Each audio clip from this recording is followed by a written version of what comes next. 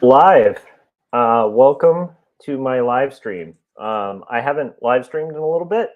We had like a big get together for my work, and then family birthday party yesterday, and for my birthday that's on like the 25th. And so I haven't been doing comics as I should, and so I will be working on comics again today. So if you're just tuning in for the first time, I'm Joshua Kemble. I'm a freelance illustrator and graphic designer. I've been doing that for about 15 years. Actually, oh my gosh, going on 20 years now. And I'm on my 8th year of being an art director. And when I'm not art directing or working on graphic design and illustration, I'm working on graphic novels.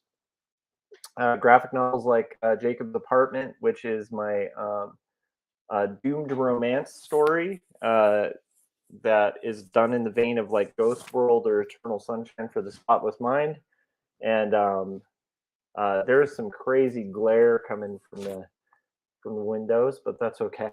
But anyhow, Jacob's Apartment is coming out on the 7th from Graphic Mundi, and it's written and illustrated by me. On the 7th of next month, June. And I'll be at TCAF. I just booked the Airbnb as well as the flight, which is a little nerve wracking to kind of like try to book a flight and an Airbnb for somebody like me who's a homebody. I'm a cartoonist. I spend most of my time at home drawing stuff.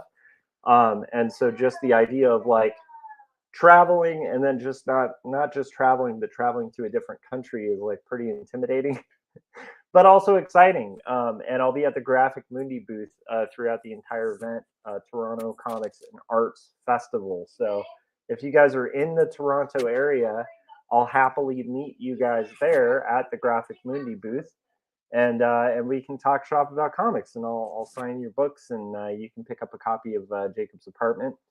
Also, my other graphic novel that's currently out is Two Stories Book One, which is my graphic novel that talks about my journey dealing with depression, and that is available from Amazon right now. So, but through Marcosia, the publisher.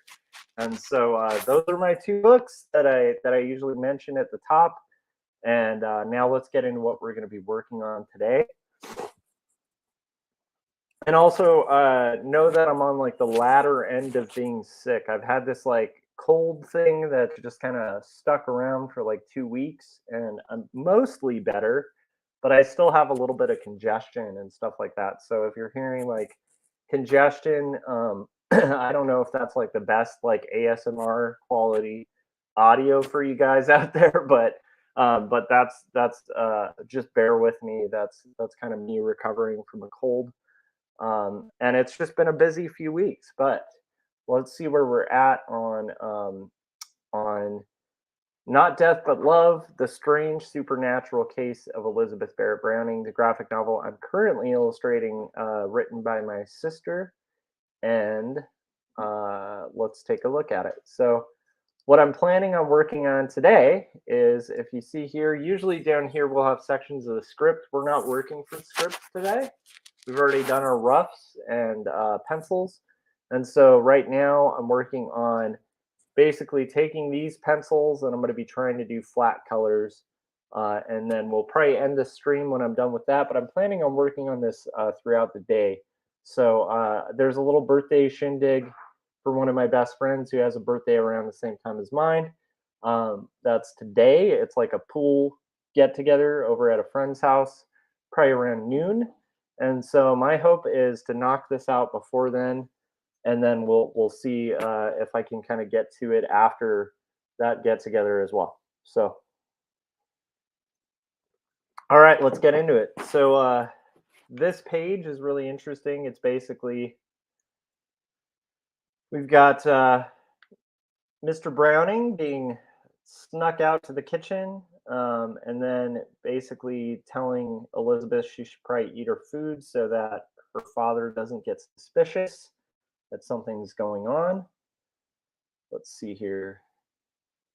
And then Elizabeth is smiling, says Wilson. Wilson takes the food and feeds it to the dog. So that's basically this page. Finished it up, and I'm pretty excited to see where we take this thing. Let me also put the stream over to where I can see comments if anybody chimes in or hops in. And now we're just going to get into flatting. So the nice thing about this page is it takes place in an environment from a previous page that we've already seen. And so I'm going to probably pull open, let's see, let's pull open 3 of the pages that are done in this environment so that I can kind of steal colors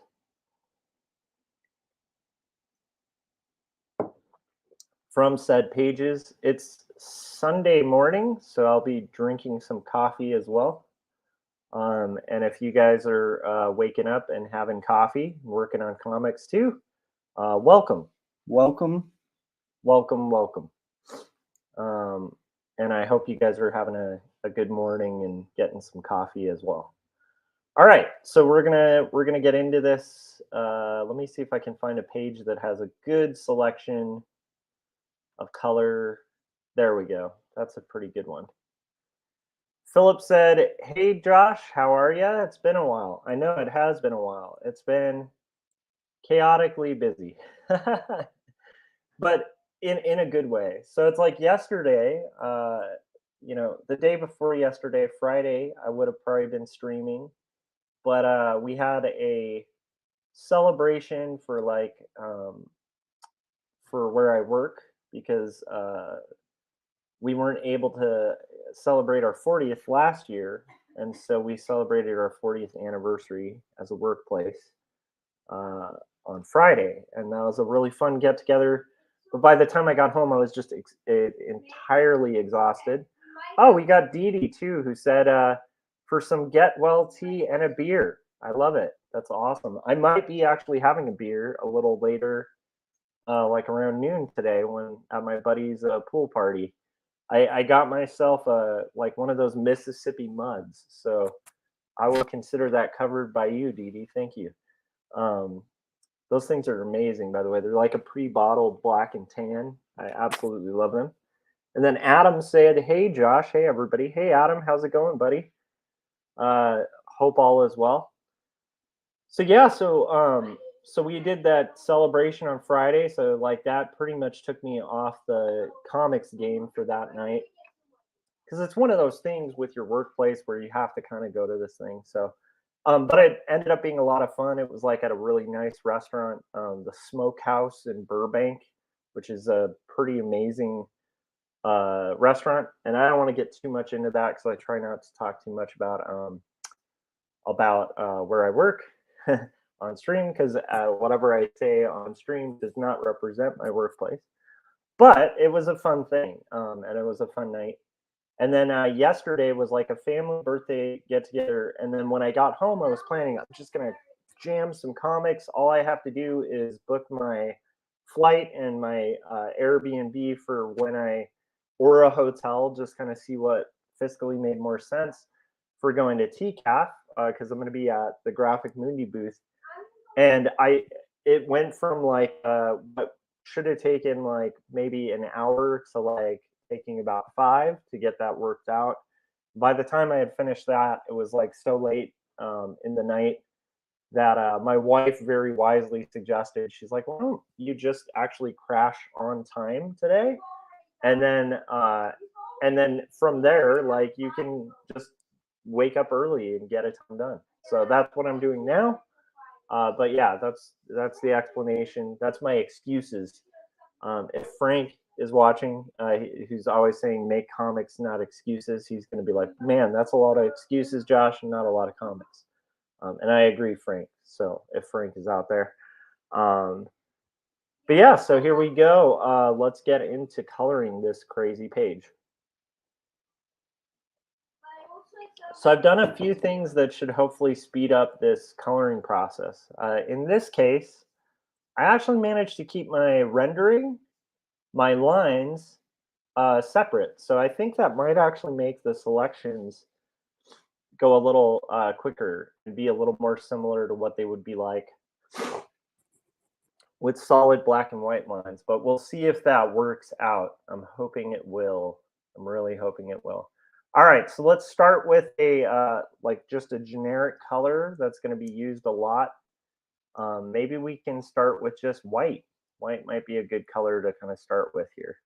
So I'm going to go in and yep, let's see if that worked. Okay, and the only thing I want to do here is also probably pick up the areas of text, because those somehow got left out. Although honestly, to make that go a little quicker, maybe we'll do areas of text underneath so that we don't have to worry about making those selections. So I'm going to go ahead and find the areas where my type is, and we're going to make those selections as well. I'm pretty excited about the book, though. I feel like it's making really good progress, and I'm hoping today to get a couple pages at least done. But I'm also, usually I make no excuses, and I'm pretty hardcore about working on comics, but I'm also understanding that, like, my birthday is coming up, so there might be a little bit of, like, birthday shindigs that get in the way. And that's okay, you know? That's just part of being, like, a human being. But ideally, hopefully I can start playing catch up on these pages, because between being sick and then all this other stuff, I don't want to get too behind, because this is a 230-page graphic novel, and I'm working on finalizing page 11. So that leaves about 219 pages left to go. So the less time wasted, the better, right? I'd love to hear what everybody's working on. I know we got a lot of cartoonists among us. So, okay, let's see if this thing works. I'm gonna basically give this a shot here. Okay, so I'm gonna find all the things that are white on this page, but I'm gonna also take off the shading, and we're gonna just look at it. So right now we have everything selected as white, and I'm wondering if this is gonna go quicker as a process. So I'm gonna literally just magic wand everything that I want to be white. This part might be quicker to just select after we do expansions. So I'll probably do that, clean up that selection a little bit. It's all that detail. Philip, how's your kids' book coming too? I'm curious about that. Hope it's treating you well.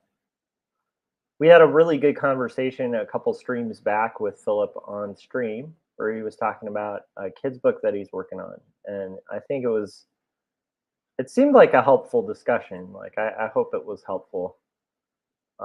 He had a couple questions about publishing and kids' books and just some advice stuff. And also, we just had a really good conversation in general, a little bit about his experience having worked doing backgrounds and stuff in animation, and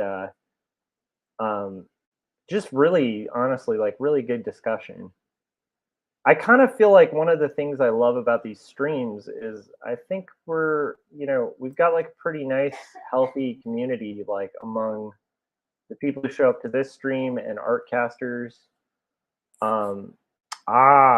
Okay, to make this simpler, you might want to now merge down those borders so that I can have that border angle too.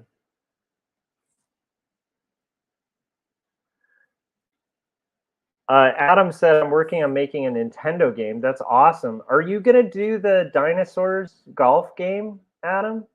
Because I feel like Dino Golf needs to happen. I'm just saying. Adam has I believe it was like album art that was Dino Golf, but I think Dino Golf just sounds like such an incredible game that I want to see it. I want to see it as a reality, Adam. So I'm selfishly hoping that's what you're making a reality because I think Dino Golf needs to happen. We need to live in a world that has Dino Golf. That's all I'm saying. Um, and then Philip was saying it was 100% regarding our conversation. I had to change some things in the writing process, but that part is nearly finished. Good. Good. And I think we, like it sort of helps sometimes to just talk about those things out loud where you can kind of set your parameters. Now, this is an experiment here. I usually don't use, like, this is me seeing if I can do selections in the way I usually would with like totally aliased lines for a good chunk of this.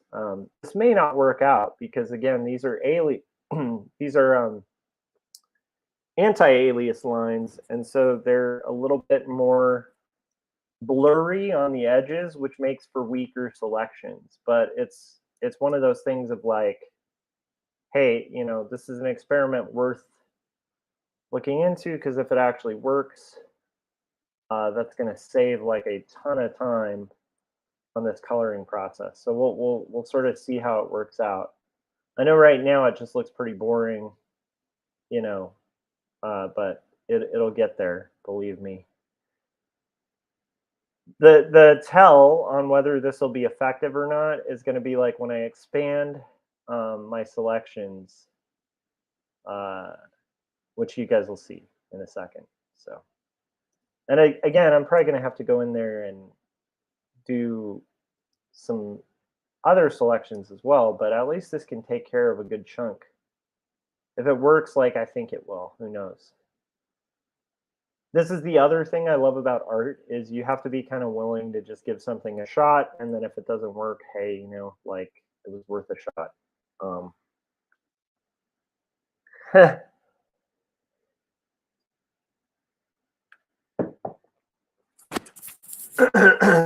Adam said, I definitely want to make Dino Golf at some point. I don't know how to get the mechanics of that one to work, but it may become a reality sooner than later. The one I'm making now is kind of like a sci-fi Zelda game based on one of my comic book characters. Awesome.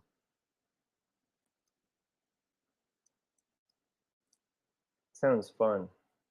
I always thought game programming just would be a really fun. I mean, just I think for people, at least in my generation, like that era of like Nintendo 8-bit games, like 16-bit games, like there there's a soft spot in my heart for those things.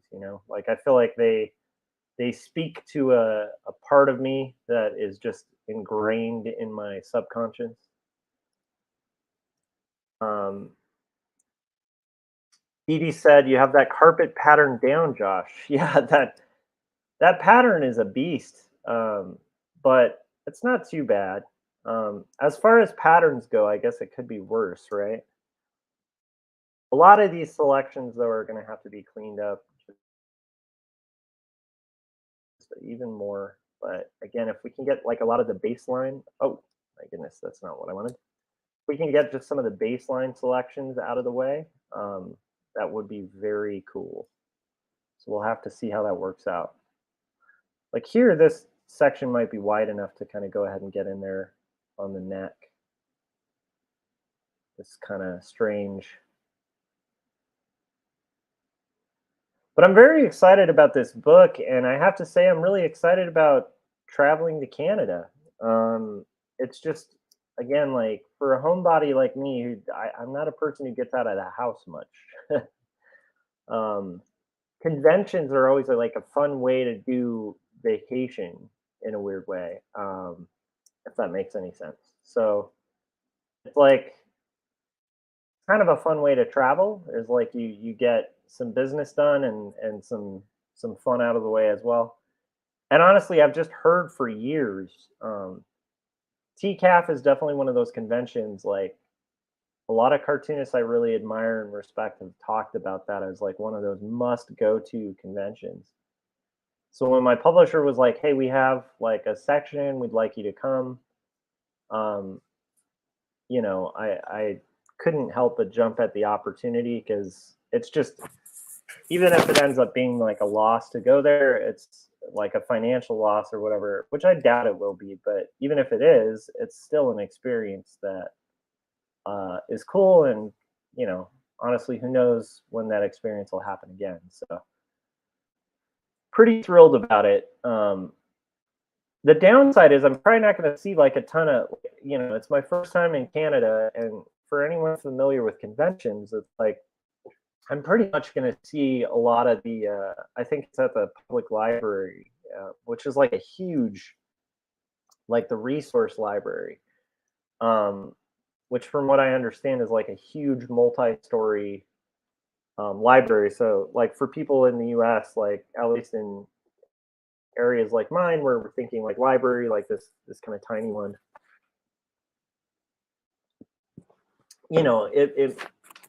it may seem like, oh, it's just a library, but I don't know, maybe Philip can fill us in, but I think like their library is extremely huge. Like it's a big one. Um, and so that should be pretty fun. And then Philip said, I'll be there on Saturday. Cool. I'll meet you there.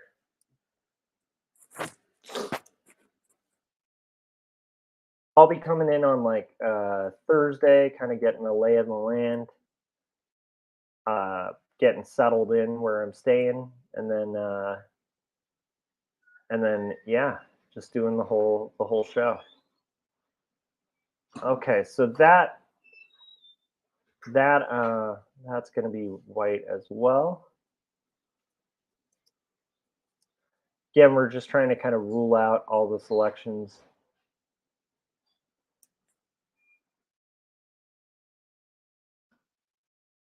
I think the clock face is white as well. Let's see if that is.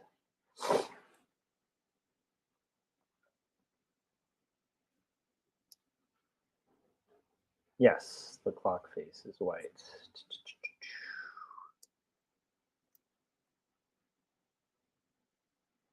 Oh.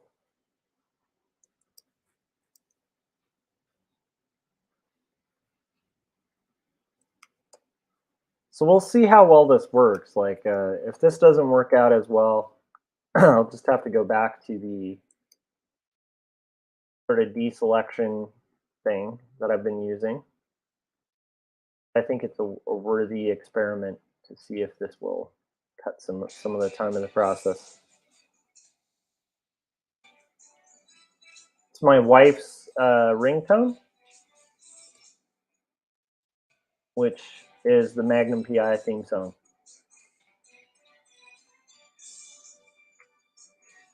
I'm not sure.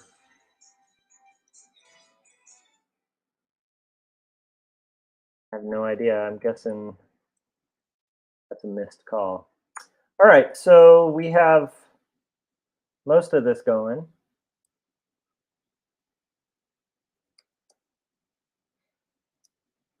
We're almost through our selections of these areas. And then, of course, we're going to have to go in and kind of polish them up. I am kind of curious. I'm going to be curious to see if this works. Because if this works, like this is usually how I do my selections with a traditionally inked comic.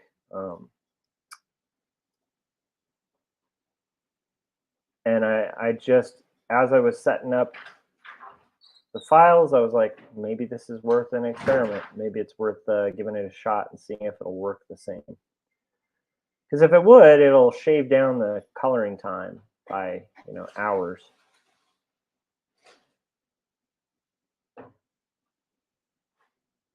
Oh.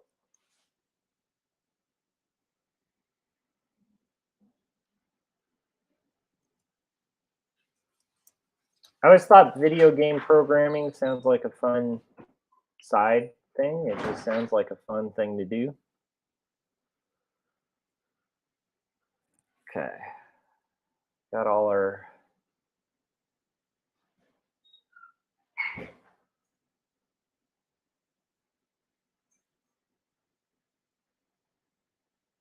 And I am not a morning person, so I'm still kind of waking up.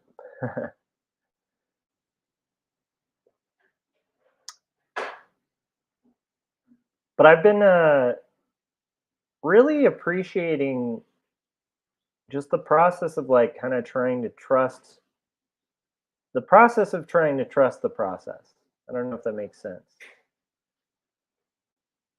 In the time that you're making comics, or art or just writing, there's a lot of inevitable sort of like self doubt that can come along, or second guessing, um, or other kind of things that you can kind of have to wrestle with to make art. Like, um, because art is like a very time consuming process, and so like anything in life where you're kind of dedicating large amounts of time to something, you can get plagued with a lot of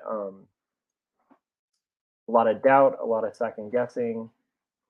And I think the more you do it, like the less that stuff will impede your progress as an artist, because you just kind of get used to that being part of the process. But I've been enjoying that part a little bit more than usual, because I'm I don't know, in the last year or so, like a lot of big things have happened, um, that were almost like rewards.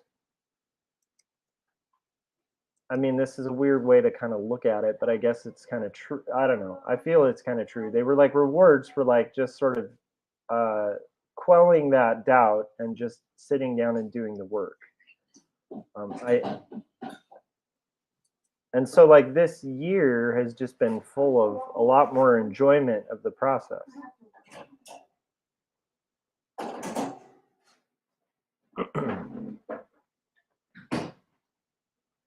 So yeah, so that's kind of some of the things that I feel have been kind of notable, I guess, notably different this year, um, at this point. Does that make any sense? I hope that kind of makes sense.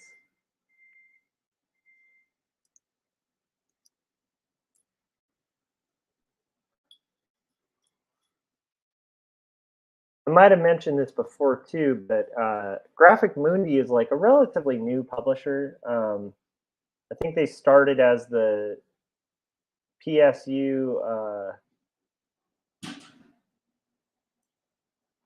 their way of doing graphic medicine books. And then I think they had so much success with the graphic medicine books that they expanded to having like a larger publication, um, that would kind of be a little bit broader than just graphic medicine, and sort of encompass like stories that kind of embrace like humanity, and some more slice of life, some more prescient kind of subject matter. And so I think they branched out to Graphic Mundi, but they've only been around for like maybe a year or two. And what's kind of fascinating and cool about that is, the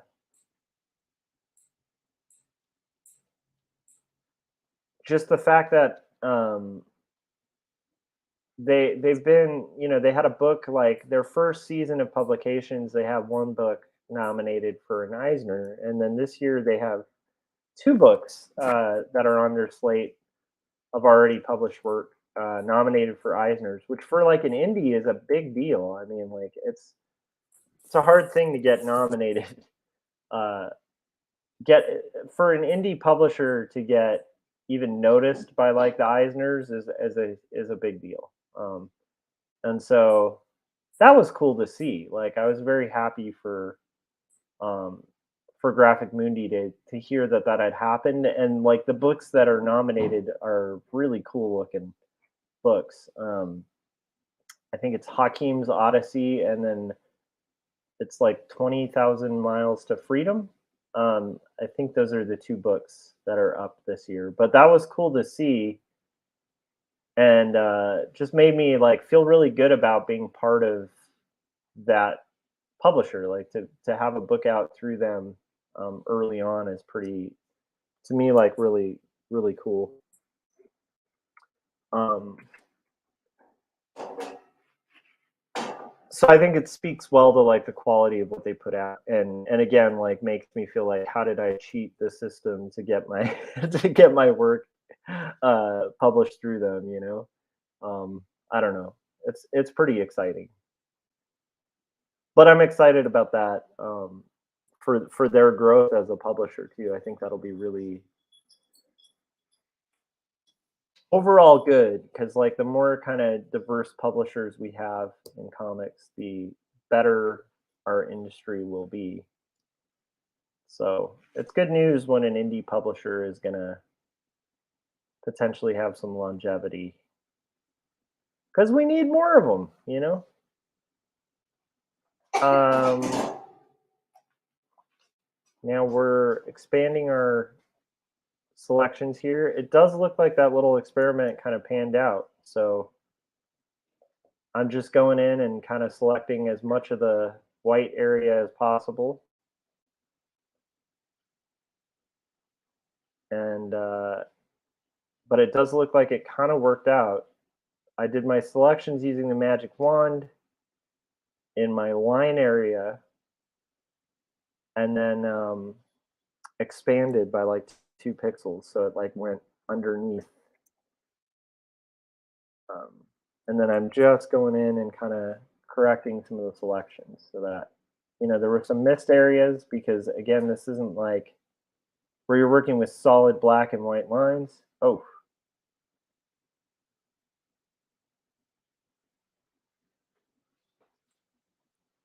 but it can kind of get there.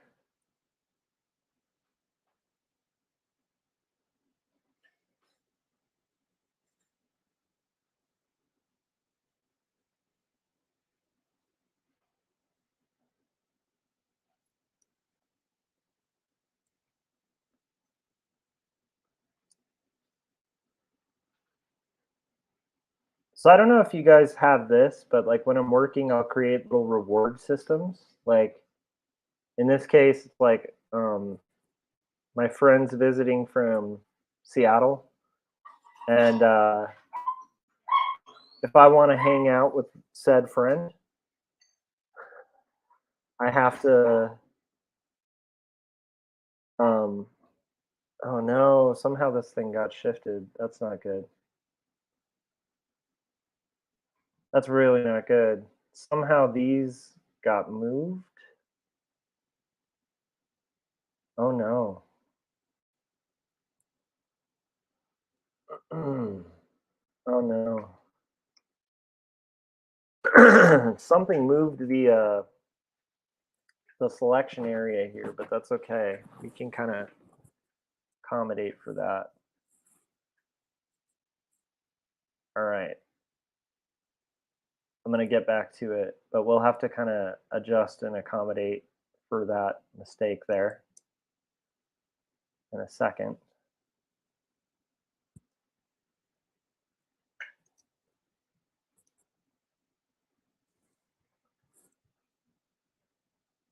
So anyhow, like I said about reward systems, like my friend's visiting from Seattle, and if I can manage to get this flatted, then I can go. If I can't, I'm gonna be stuck here working on this till till it's just way too late, um, and that's just the way it is.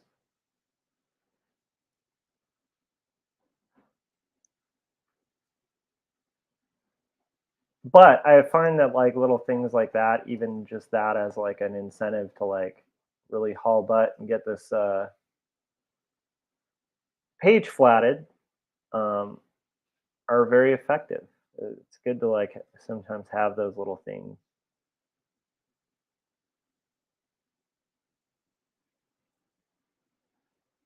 Somehow the I don't know if it was like a lag or something like that, but like somehow the overall selection got shifted. So what I'm going to do to compensate for that is to fill these on a layer above it, And then once I readjust and correct the broader fill area, then I'll use that to like mask out the edges. Oh my gosh, and that wasn't good either.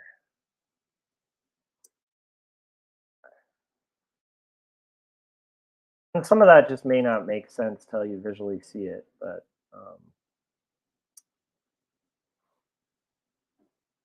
these first selections are always kind of abstract, and then once you get into like kind of the nitty gritty of it, they start making more sense. Process starts making more sense. Having to kind of correct some of these.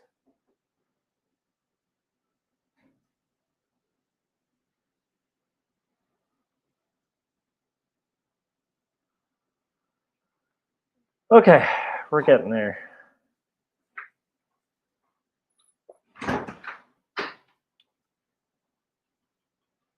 But I don't know if you guys have things like that too, where you're like, once I finish this part of my painting or drawing, then I can, go have fun or do a good thing. Um, but like kind of creating restrictions where you're like, I can't do that until whatever is done. I find that that's a really good way to ensure that you get some progress done. Um, some of this might not work out the way I wanted it to, though, for like speeding up the process. Some of it might. Trying to get these little corners that don't get picked up too easily as well. So now we've got this, which is going to be the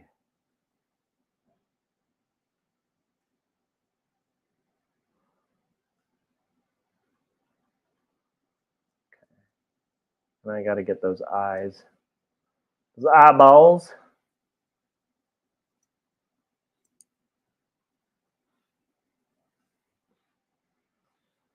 Jim said, "I'm digging the shirt. Nice, thank you. Yeah, it's very corny, but there's actually a little Grogu on there. I think I'll be sporting more Hawaiians and florals. Um, this weird thing happens, I think, as you start getting older, where I start having less and less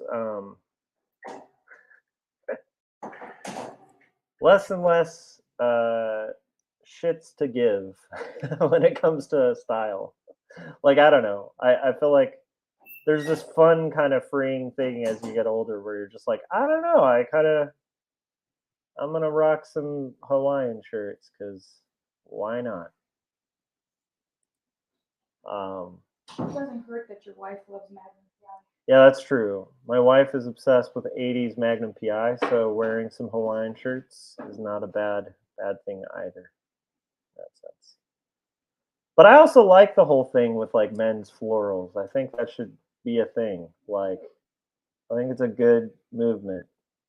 Bring back pinks, purples. I don't know about pinks though, Maya. I'm not gonna support you on that. The pinks and the purples.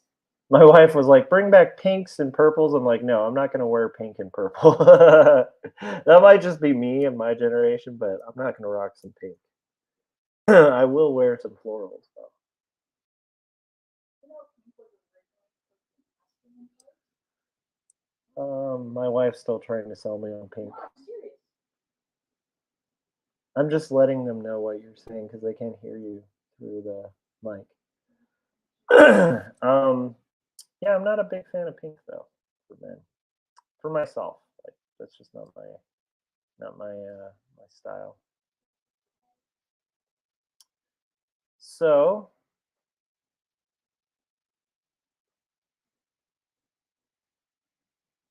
let's see. Jim was saying maybe you could wear some sweaters like Mr. Rogers. I would easily rock some Mr. Rogers. Mr. Rogers. Yeah, I love Mr. Rogers sweaters too. I will say I used to dress like Mr. Rogers in the early '90s. Cardigans, all of that stuff. I feel like there was if you guys remember, there was like kind of a grunge thing that sort of incorporated a lot of Mr. Rogers style. This is like the era of like the Rentals and like Weezer before they sucked, and like, yeah, all that good stuff. But yeah, people used to rock cardigans, and there is nothing wrong with cardigans.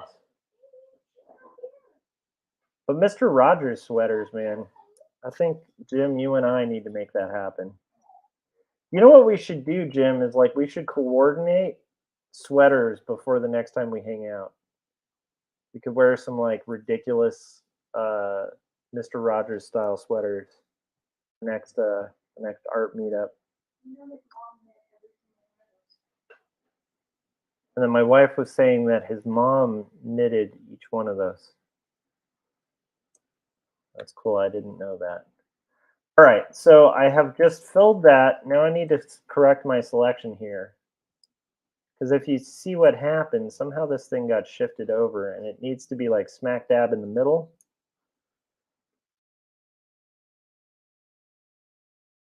And Smack Dab is also a very hardcore band from the 80s.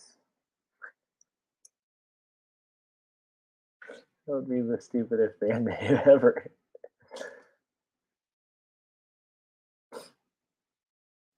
Yeah, Mr. Rogers is pretty badass. I feel like you've been on a Mr. Rogers tear, Jim, recently. It seems like you've been kind of all about the Mr. Rogers lately. You were quoting him the other day on stream. I think he is easily one of the most inspiring people, next to like maybe Jim Henson, who equally is incredibly inspiring. All right, so we have our white selections done. Now it is time to do some other minor stuff like the mouth. Let's do the mouth. Shift F5. Oh, just color filled the wrong thing. That looks creepy. Let's try this. It might look a little less creepy. How's that, guys? A little less creepy? I'd say less creepy. All right.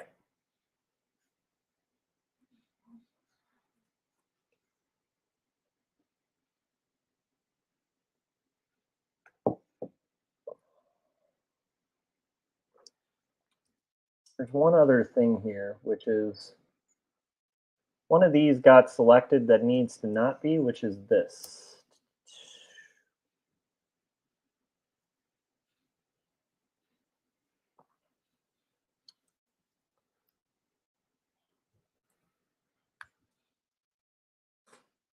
Okay. And now we have, what the heck? Oh, this got moved too somehow. Wow, everything got shifted. That's very strange. View extras. I see what happened here. Okay. So it was the lines that actually got shifted, not the all right, we're gonna have to do some correction here again. That's just some sloppy work on my part there.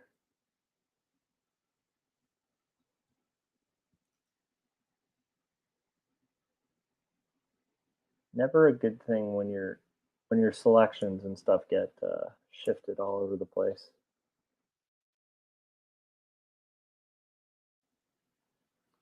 Okay, we're gonna have to undo some stuff real quick. Flattened a selection, and I needed to not do that. What we need to do here is actually move these back so I can correct all this. I'm gonna say that's probably what happened there.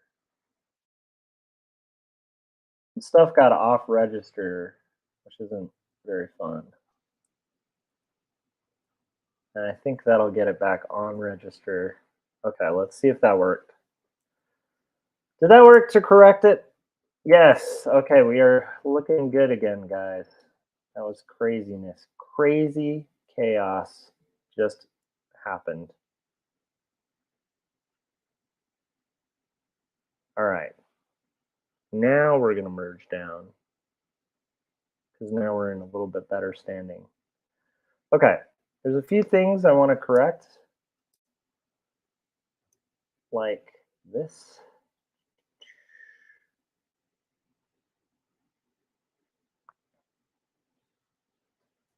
And this. Just some little stragglers.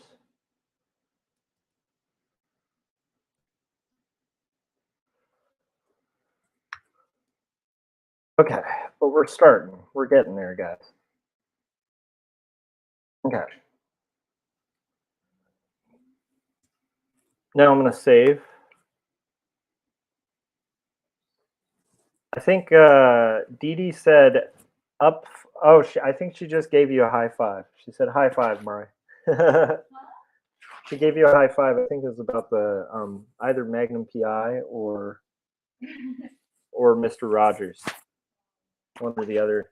Dee Dee, which was the high five for? Was it for Magnum or for Mr. Rogers? Use the bathroom. Okay. All right, so I think. Okay, I'm gonna get one more selection done, and then we'll take a little tiny break. Let's see here. We're gonna do the mouth now. And we'll see how much of that we can get done without needing to do too much. Oh, Dee Dee said for Hawaiian shirts in Magnum. Yeah. All the ladies love them.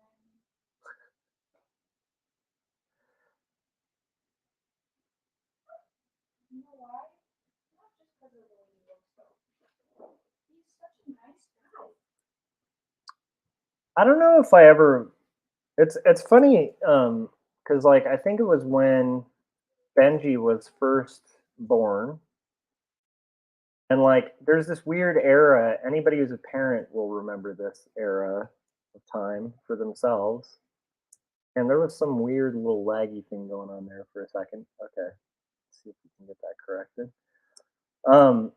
There's like this weird era in time that you experience as a parent where your kid is like up all hours of the night, and this is like when they're like one, like under one, and it's just one of those scenarios where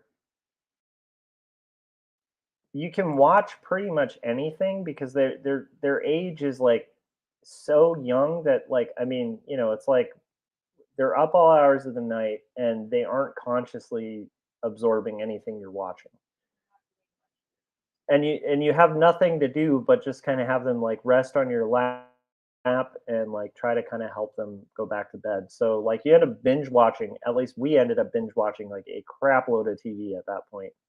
And I think that's when I got my into Magnum PI because growing up, that was like the coolest show on the planet. And I was like, hey, there's this show. I used to watch it. I was obsessed with it because when I was a kid, this was like the show that made me want to own. Like, yeah. And I used to have like I used to have like a Hot Wheel that was like the Ferrari that Magnum PI drove. I just thought it was the coolest thing when I was a kid. So I was like, I'm gonna binge watch this.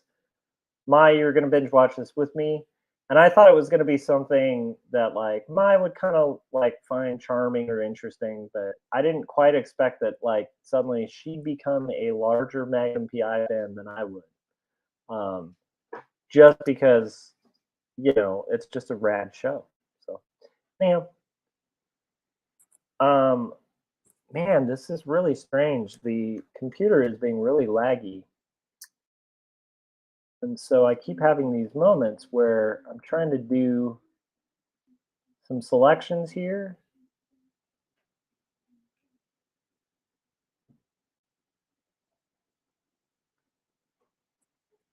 And let's see what just happened.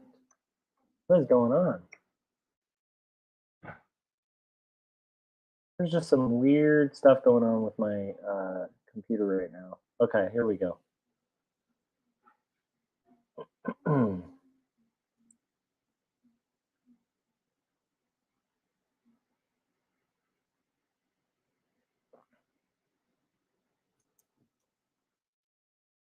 We're almost there.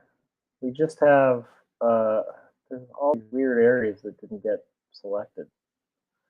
I'm gonna have to fix that.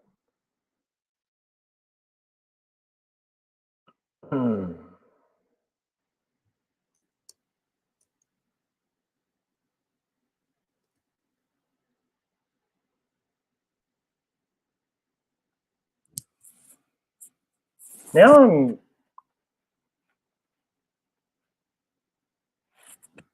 Oh man. I just realized I drew the maid twice. Oh no. I'm gonna have to correct that. Like, heavily correct it. It's not funny or believable. It's something I have to fix.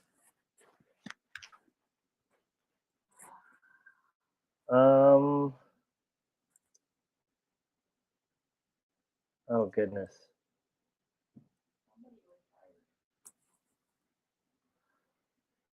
So in my sleepiness, when I was working on this page, I think I accidentally drew the maid twice, which is hilarious, but it goes to show you like the weird hours that I was working. And I literally didn't notice until seeing this, where I have the maid in the background. That's not supposed to be the maid. That would be good to correct. So I'm probably gonna have to go work on that. But what I'll do is I'll go ahead and I'm gonna go ahead and flat color everything, and then I'll correct the maid thing. But this is why it's fun to watch these streams, right? Because you guys, like, when you see the final page, you can be like, I know there was 2 maids originally on that page. There were originally 2 maids. Okay. What's weird is, okay. Let's see.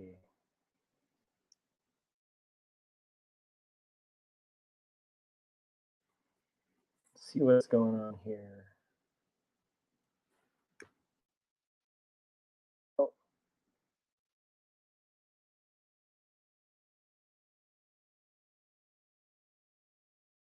All right, we're getting closer, guys. We're getting closer, but I am gonna have to correct that maid panel. Okay, I'm going to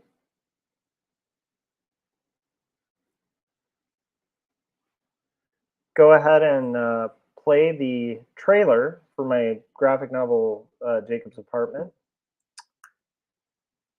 and think about my reasons for living, being that I literally drew 2 maids in one panel. Okay, I will be right back, and I will play the Jacob's Apartment trailer, and then we will finish flatting this page, including making the correction on that panel, because that should be Elizabeth in the background. And I think when I was very tired, I made it be the maid twice, and that is sleepiness ensuing. Okay, here you go.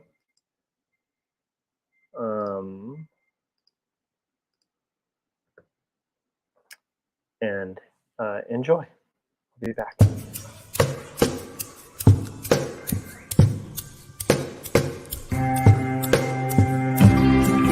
Speak clearly, it seems that only in dreams can we be these things we've seen and walk around breathing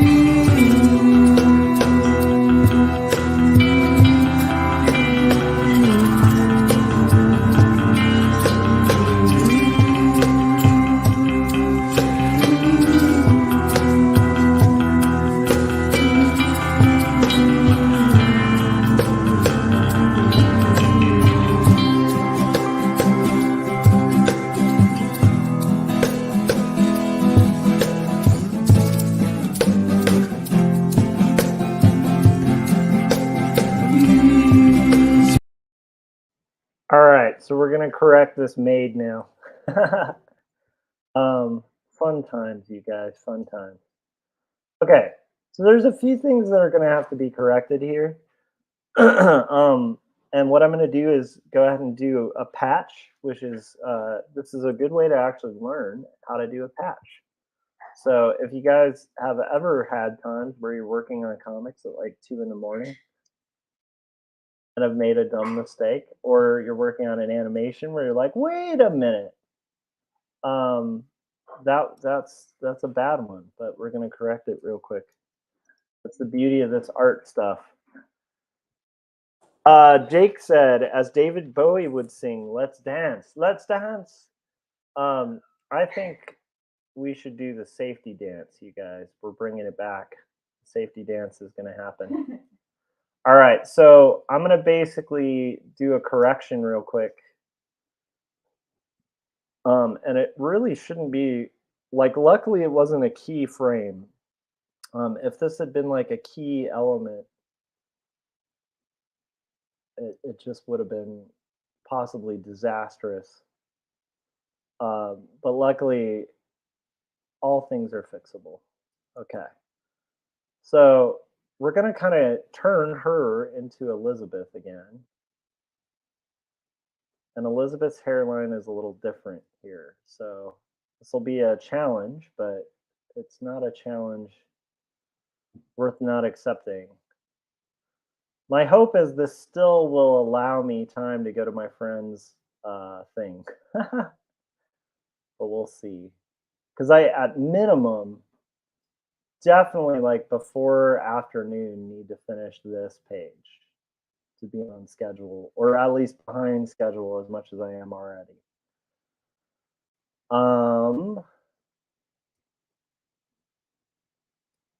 Her nose is different too, so we're gonna have to look at that. Her eyes are relatively similar. Okay. Her nose goes back more.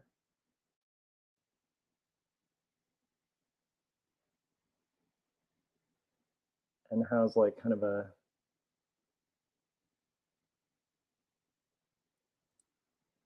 thing here.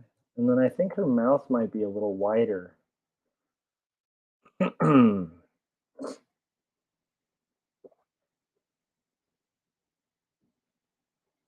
Yeah, that's getting a little more Elizabeth there. It's funny too. I didn't even notice that till I was flatting. This is why it's really helpful to have editors too. I know it's weird, but you'd be surprised. I mean, the mistakes that get made at like 2 in the morning when you're working on art.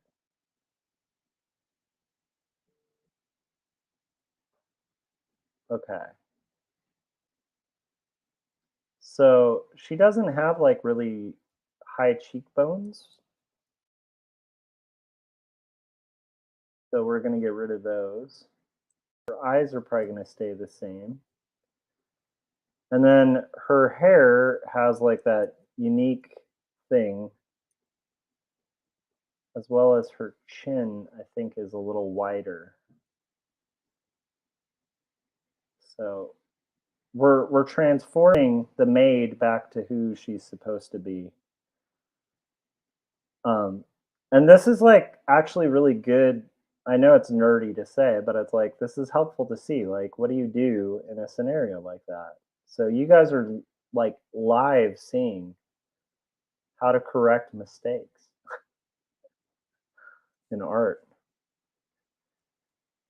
Continuity.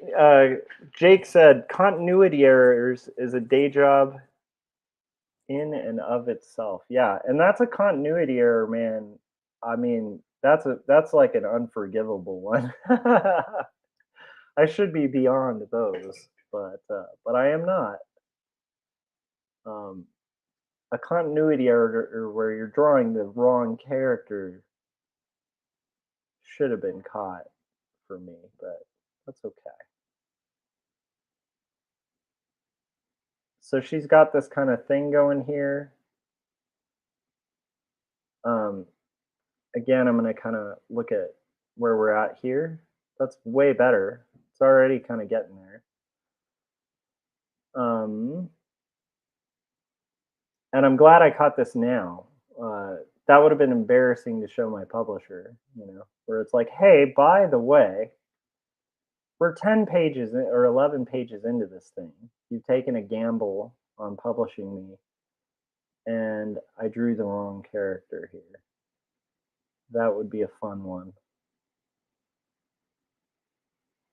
Okay.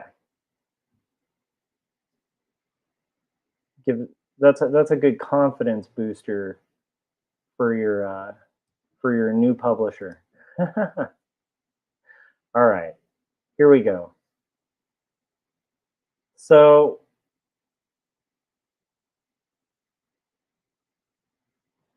I think we're almost there, actually, on the kind of correcting the timeline mistakes here. This is actually going to be the blanket. And I think everything else is good to go. So strangely enough, this wasn't like a total disaster to fix. Okay. Let's get some of this erased out. So I'm going to go to my lines. We're going to erase out some of the lines here. I'm going to go back to this page, to this section, and we'll just go ahead and get rid of some of this going here so it doesn't distract. Let's see here. Use my pencil tool.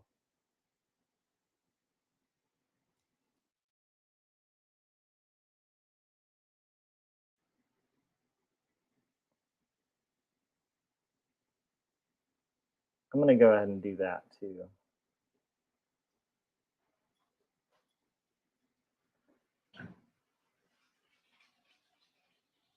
All right, so we're almost there on the correction.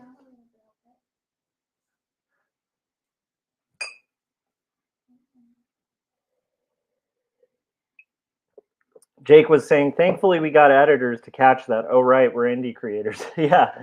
Well, like, the thing is, I have an editor who would catch that. It's just, luckily this hasn't gone to my editor yet. So, like, the roughs did not have that mistake.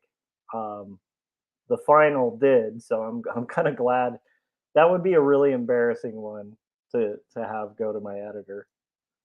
I'm really glad, honestly, I caught that before. Okay, so now we're going to go to our rich black and do 50, 50, 50, 100. And we're going to color fill here. It's funny, like years ago, that sort of mistake would have like totally screwed me up. But one of the things that's great about kind of being a little more seasoned as an artist is like you also like learn how to correct errors like that very quickly. Just because errors like that, they don't happen a lot, but they do happen, and you learn real quick ways to kind of fix and correct.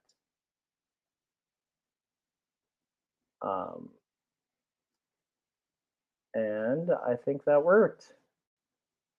Look at that. Transformed like a transformer, like Optimus Prime. The Maid just like a what are the characters in like the Marvel comics that like the scrolls, I guess, that can like change in different characters? So you guys who've been watching this stream now know the secret that Elizabeth Barrett Browning is really just the Maid in disguise. That's right. Transformers, more than meets the eyes. Okay. So there we go, guys. We're almost there. And look at that. Look at how quickly how quickly that transformation occurred. That neck needs to be fixed a little bit, so we'll get in there and fix the neck.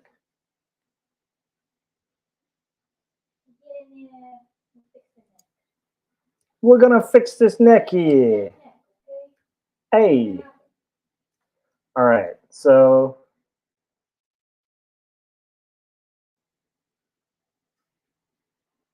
mistake made, mistake fixed.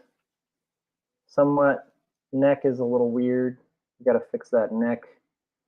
Gotta protect that neck. Okay. What's going on here?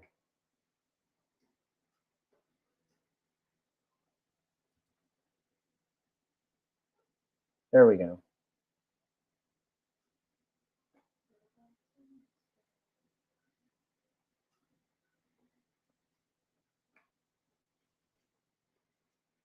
This, yeah, there's still some maid business going on here.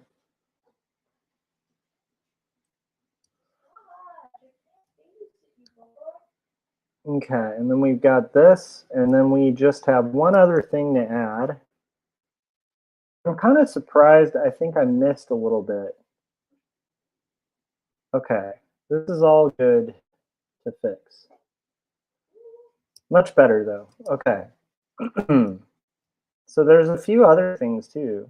Like I'm realizing I didn't do the pattern that kind of happens on this blanket. So we have to kind of fix that and add that pattern. Philip said, have to start getting ready for work. Inking looks great. Hopefully I'll catch you this week sometimes. Hope things are going well. Well, have a good one, Philip.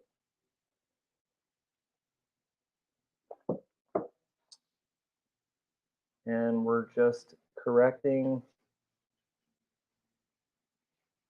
my mistake here. I love it. Okay. That is pretty good. And then we just have to add, it's kind of neat actually, because it's like I had missed that I had missed some of this.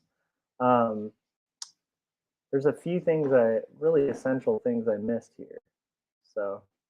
Mom, I just made a prison that is impossible to escape from. Benji just said he made a prison that is impossible to escape from. I believe in Minecraft. And I died. Trying to escape my own prison. That's silly. All right. I almost made it, but the bed is dead.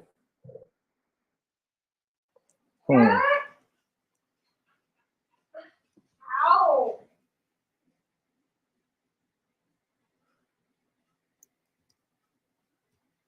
A few things. So again, we got to have our kind of pattern that's going to be on this background. It's actually not too bad. Not too bad. Now I have to do the shading to compensate. So okay, so our lines have been corrected. Flatten those lines. I need to correct the edge of that line to go correctly. So let's see how that goes. Definitely are going to want that to be more corrected.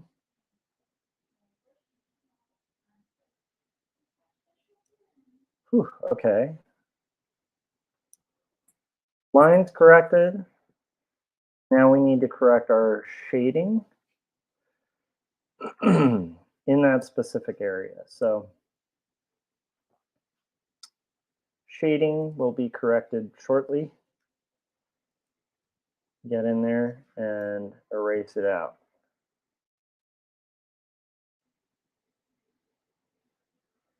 So luckily, like a lot of the face rendering doesn't need to be too fixed, but we definitely need to get in there and correct some of the other shading. So that's good. That hand is okay, which is great because I liked the rendering I had done on that hand. I actually think, the blanket can be usable still. So just a little bit of adjusting and then we'll be good. So not too bad, not too bad.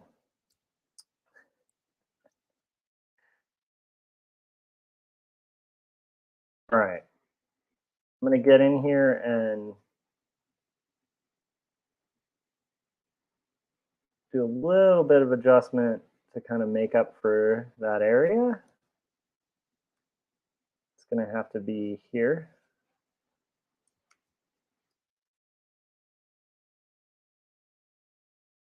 But hopefully that was helpful in some way to kind of show you guys like, hey, like, you know, even if you make a mistake on your art, it's like it's very possible to just very quickly fix it. Doesn't mean it's the end of the world just because it's a mistake on your art. What's all that sound then? Them pistons? Like doors opening and shutting? No, it's the pistons. No. Pistons.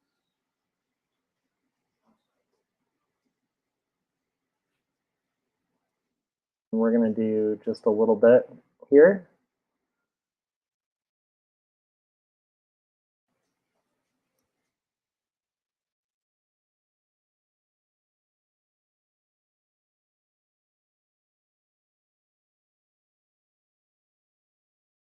A little bit of shading on the hair. What is your favorite pistol?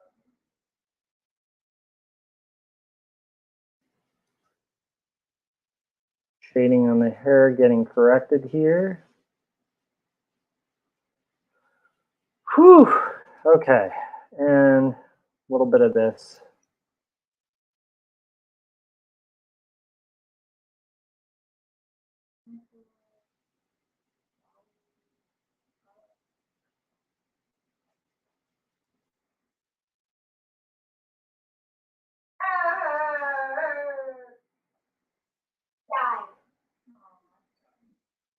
We're getting closer to having this corrected and fixed to where we're seeing a little bit more of Elizabeth.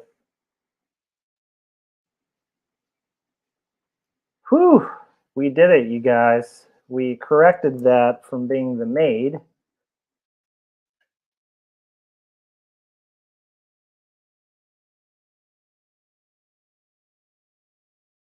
All things are possible, you guys. All things are possible. Okay. I'm really glad I learned the digital brush because I've had so many times that I'm redraw figures. Yeah, my wife was just saying like she's glad she learned digital because there's times where you have to redraw an entire figure. Like it may not even be your mistake. Like it's just like a client correction. Way after revisions, like way after sketches. And being able to make adjustments like what I just did digitally it's like a million times quicker than having to make like a traditional adjustment. Yeah. So like if this was like a 2 stories page and I made that error, I'd be really much more upset. Although it's still fixable digitally, but digital art, when it comes to corrections and fixing, is a million times more forgiving.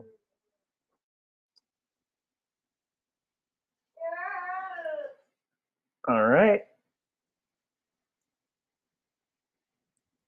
And let's just get this fixed up. And I think we're good. I think we're in good shape. Yep. Okay, let's do this again. Okay, guys, back to flat coloring. I'm going to save this. And we're going to get our flats here. So there's a couple things we've already flatted. One is the whites of the eyes and the white, which I'm going to have to correct and get selected for this figure now. Why am I not able to use the eyedropper? That's strange. Okay. And then I'm going to pick the mouth color as well. So let's do this, you guys. Let's do it.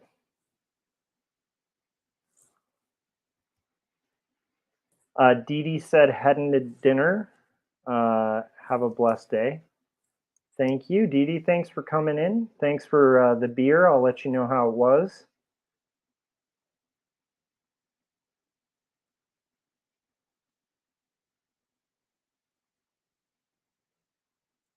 Because I'm still pretty hell-bent on like finishing these colors before I go to my friend's house today. So that is a must happen.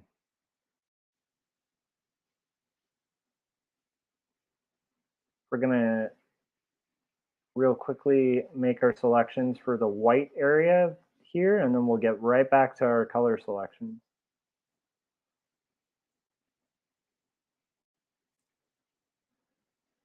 Jake said it's time to cook as well, so stay frosty. I love it.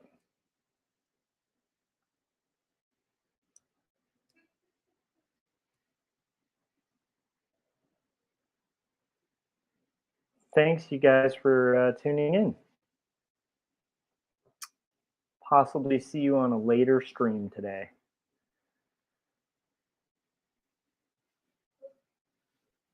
Yes. Okay. So, okay, this one's going to be the white. I just made it so that it's actually possible to this day. Oh, no, is that good?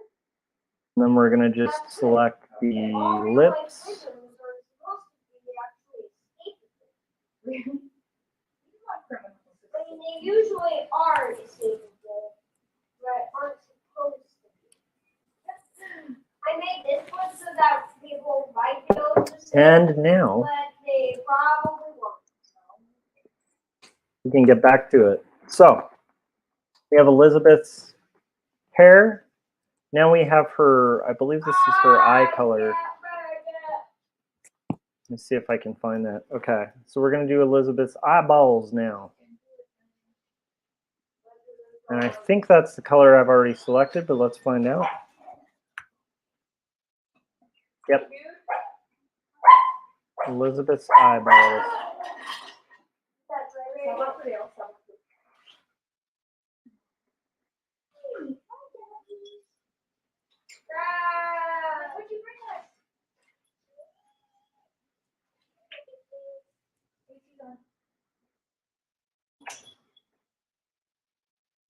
We're going to do our eyeball selections here.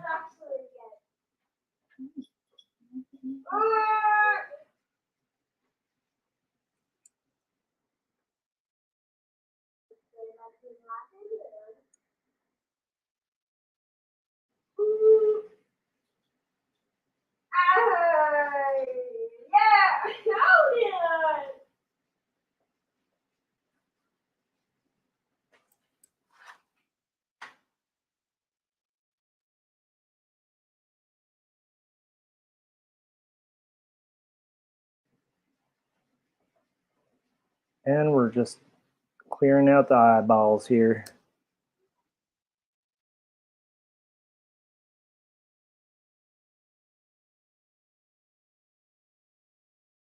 Maybe this prison is Mission Impossible.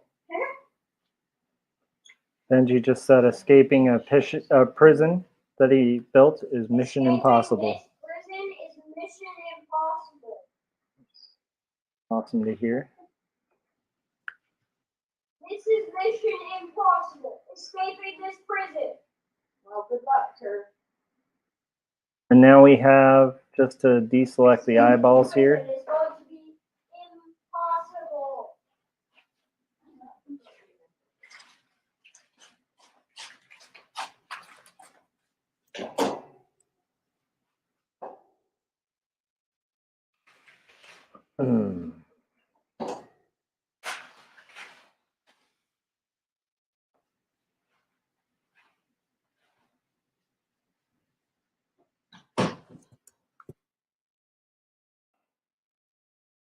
And we're just going through and kind of correcting some of the white selections of the eyes. I think this has got that. And then I think we're good to go to the next color. of the rainbow. Deselect. This one's not going to be showing teeth. I think the teeth are here as well. So now I need to see if there is a interior of the mouth. We have like a mouth interior color. I think in this case we just went with skin tone. Let's see. Let's keep going. Here we went with white. Okay. And let's see here. Aha! That is good. Here I think it was just the Now what's yellow? hair color. Okay.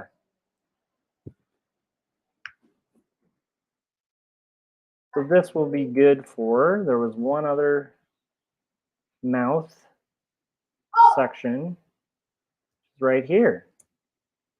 That's what I was looking for.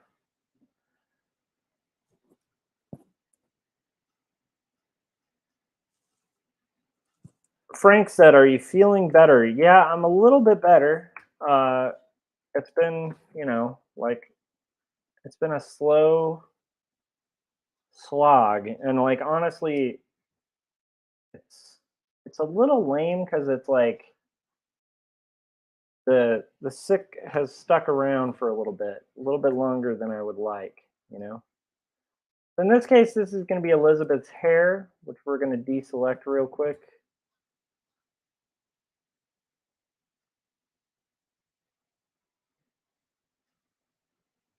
You know what? Actually, rather than deselect the hair, let's try this little trick we were doing before. So Elizabeth's hair, let's get in there and see if this will work. It might.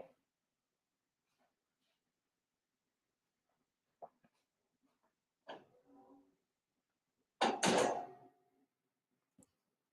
we're going to go in and we're going to deselect Elizabeth's hair, or select Elizabeth's hair everywhere we want it filled.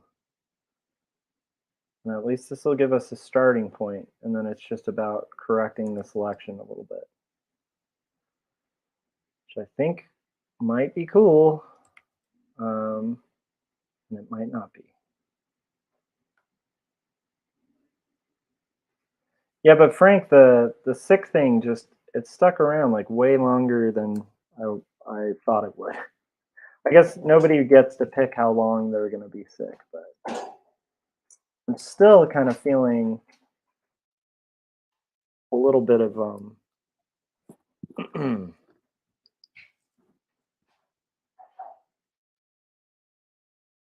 little bit of sick from it.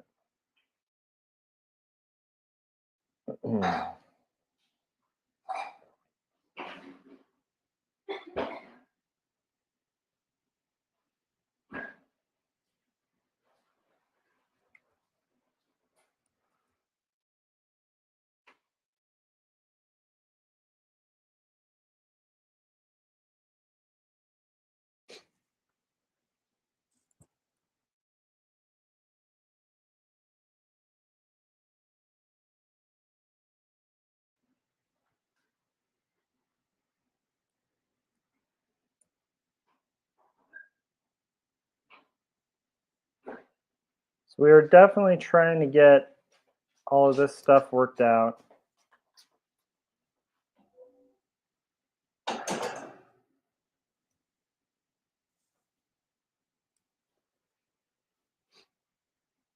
Frank said, cool Iron Giant. By the way, yeah, I was really stoked about that Iron Giant toy. That was really quite cool. I remember my one of my first art gigs, like in-house, like I had an art director who had an Iron Giant toy, and they used to be like incredibly hard to get a hold of. And I don't know if they're easier to get a hold of now, but it's like, it's pretty cool that my wife was able to find one of those. They may not be as hard, I don't know, but still seemed impressive to me, because there was an era in time where getting an Iron Giant toy was like next to impossible. And I think of all animations ever made, That might be actually my favorite animated thing. I think it's somewhere between that and Mr. Toad, The Wind in the Willows. I think those are probably my two favorite animated features ever. But I feel like Iron Giant just hit like a level of like perfection for animation. I don't know. It was just like it's an incredible movie. But also that robot is so cool. It's like everything I love about like that Fletcher era design. And the cool thing is the eyes light up in the toy too, which is pretty cool. And they have like a little mini. There's like a little tiny Hogarth that sits on his arm. Maybe I'll show it on stream in a second. But yeah, I was pretty excited about that. So I don't buy like a ton of collectible toy type stuff anymore.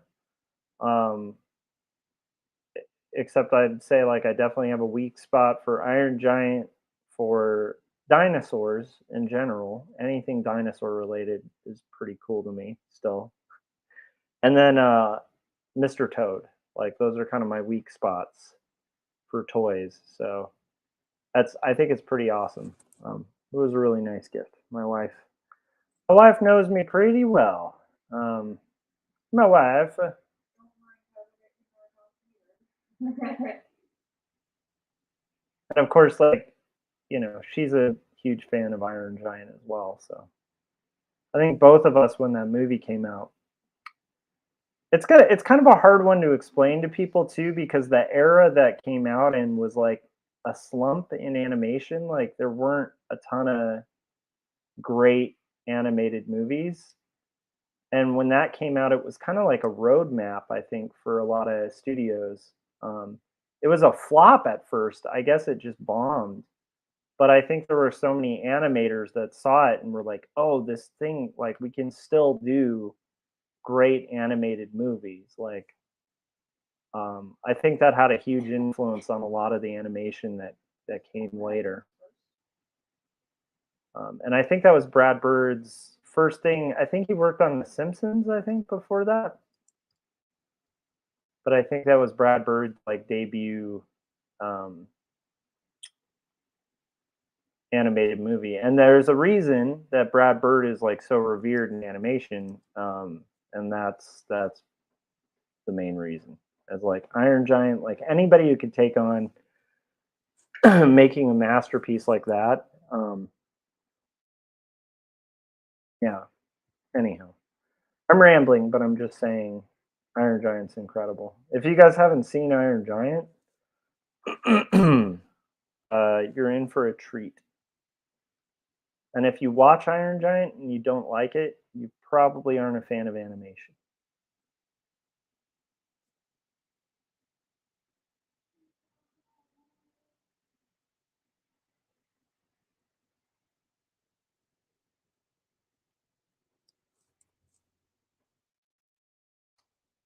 Jim said, speaking of masterpieces, I am curious, Jim, how is your masterpiece? Has it come out yet? Have we finished? I feel like I've been out of the loop with like what's going on for the last few days. I have to wonder if Jim Luhan's animated masterpiece is created.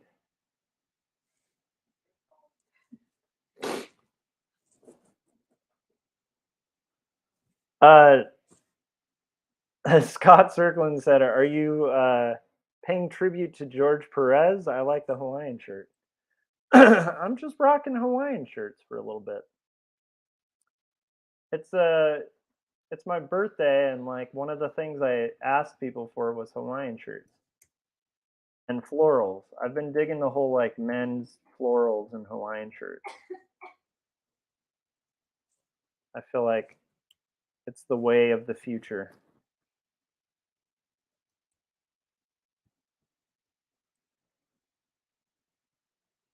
And I also feel like I don't know if you have this, Scott, but like this weird thing happened to me, like when I turned 40, and then it just hasn't gone away. Where it's like I just don't care anymore.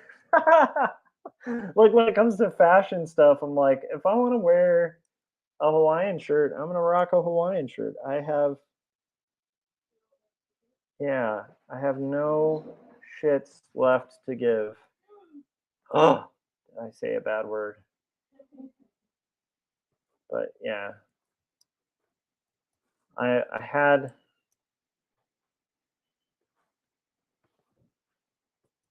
Oh my goodness. I feel like I just made a mistake here. Okay.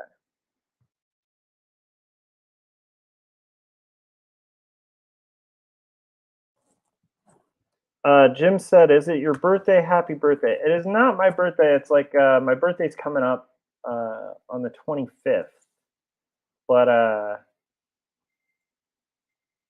because it's like during the week next week, we've been doing all our birthday shindig stuff this week,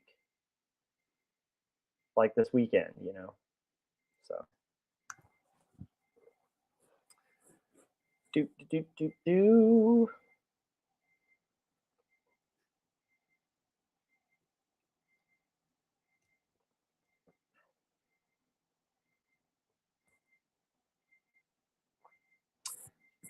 So now we're gonna do the skin tone. I think I'm gonna do Elizabeth's skin, her beautiful skin. There we go.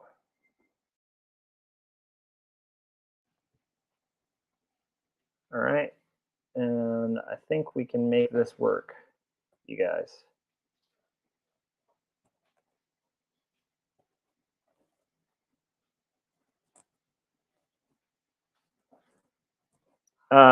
Scott was saying you get to celebrate all week long. That's right. That's right.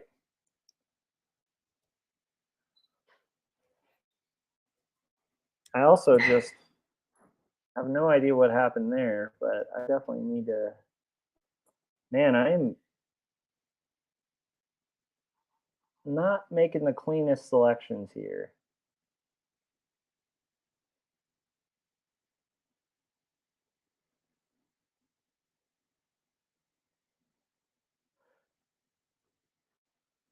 Yeah, I have a buddy who has a pool party happening today too.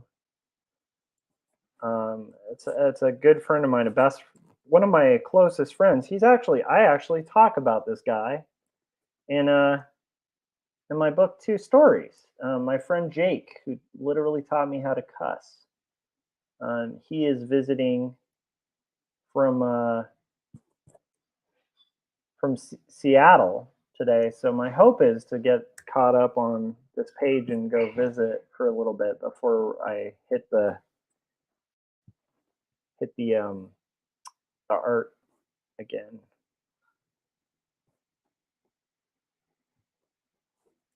But I have to finish this page before I can go over there. So that's my goal, is to try to have it flatted and finished by 12. We'll see what happens.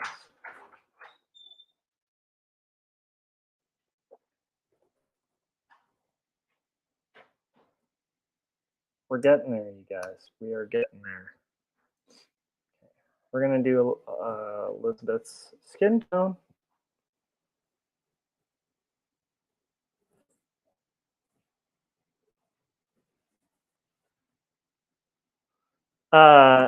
Scott said, speaking of toy collecting, I just bought the Playmobil Ecto 1 and had my eye on the DeLorean, a team van, and Star Trek Enterprise. Dude, I have seen that Playmobil Ecto 1, and I am one of the weird kids who, like, I was a Playmobil kid. I was not a Lego kid. I know that's like heresy to a lot of nerds out there. But I was that weird kid who was buying Playmobiles. I just dug the crap out of Playmobiles when I was younger. I thought they were amazing. I liked them more than Legos. Is that strange?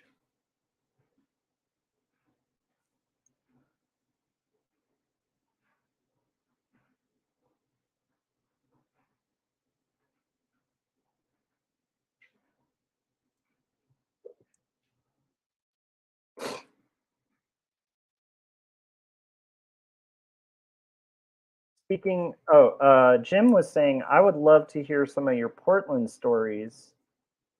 The Kevin days, I miss that dude. I miss him too. I haven't heard from Kevin in a long time. And I don't know. I just hope all is well, you know?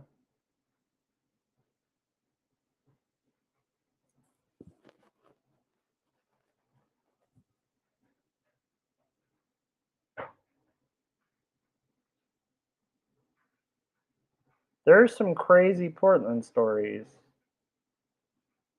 Some of which I don't want to get too heavy into because I don't want to like end up drawing two maids again.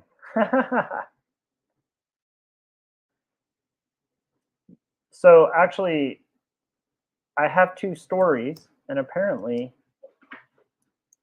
this book is called Two Maids. I'm here all night, guys. I'm here all night.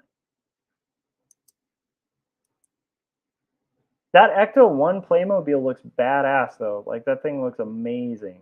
It looks really cool. I'll show my Iron Giant thing in a second too.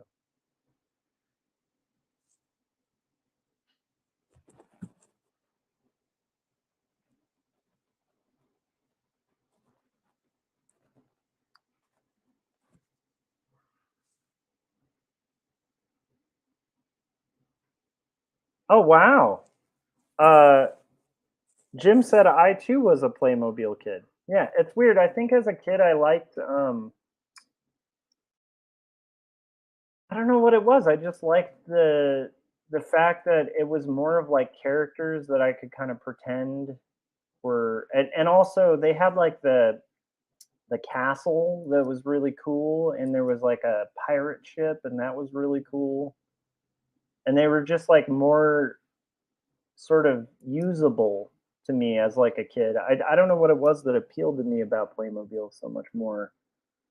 I think that was it. I think it was that they felt more like you could kind of like use your imagination more, and they were more about kind of playing rather than just building, um, you know. So I don't know. I'll just commit heresies all day. Because I will say, like, my son's really into Legos, and I did like Legos as a kid. It's just like if I had the choice between the two, I tended to opt towards Playmobil stuff.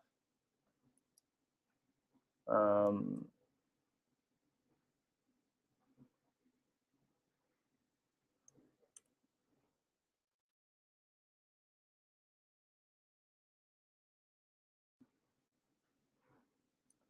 just cleaning up some of these selections because there's some like stray objects here.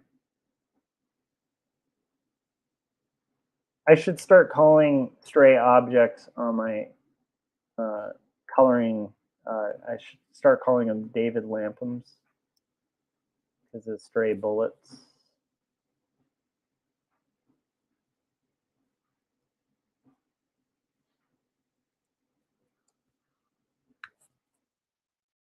Okay, so we're gonna get this cleaned up a little bit.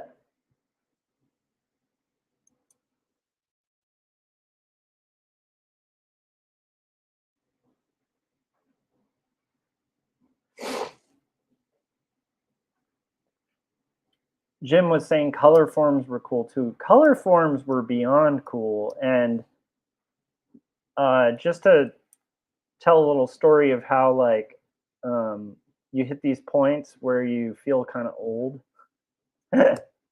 um, this happens. I don't know. It's like there's just these moments where you're like, oh, I'm a little older than I used to be, and wow, I've just shown how old I am by a statement. So when I was teaching at LCAD, I had one of those moments with color forms where I was describing. I was teaching like intro to Photoshop, and I'd be like, and you're doing layers, so it's like you can kind of like build a background and then have your characters on this and in front of the background, much like color forms. And everyone looked at me like, what the hell are you talking about?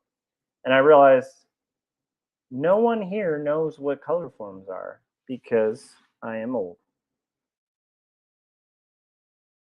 That was it. That was the story. I'm going to do this because that needs to happen. So you guys, we have one panel done. One panel. All done.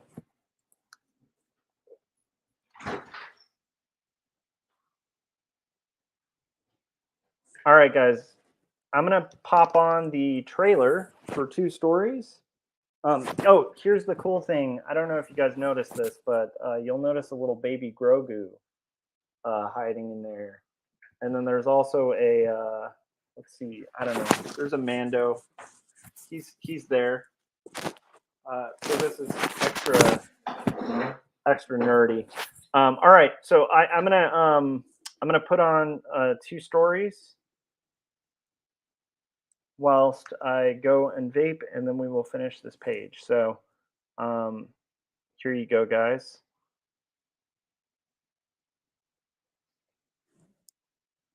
Oh, hold on a second. Before let's show the Iron Giant. Hold on a second. I'm gonna put on full cam. All right, I'll be right back with an Iron Giant.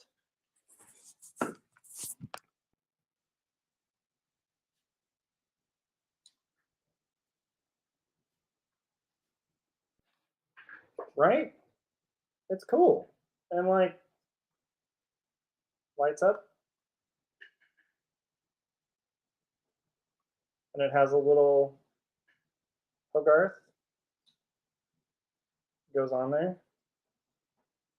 It's just very cool. I love it. My wife is amazing for getting that. All right. So that was one of my presents. All right, guys. I'm gonna go ahead and put on. Let's go back to that inking stream, and I'll be shortly back. And I'm gonna put on the trailer for 2 stories.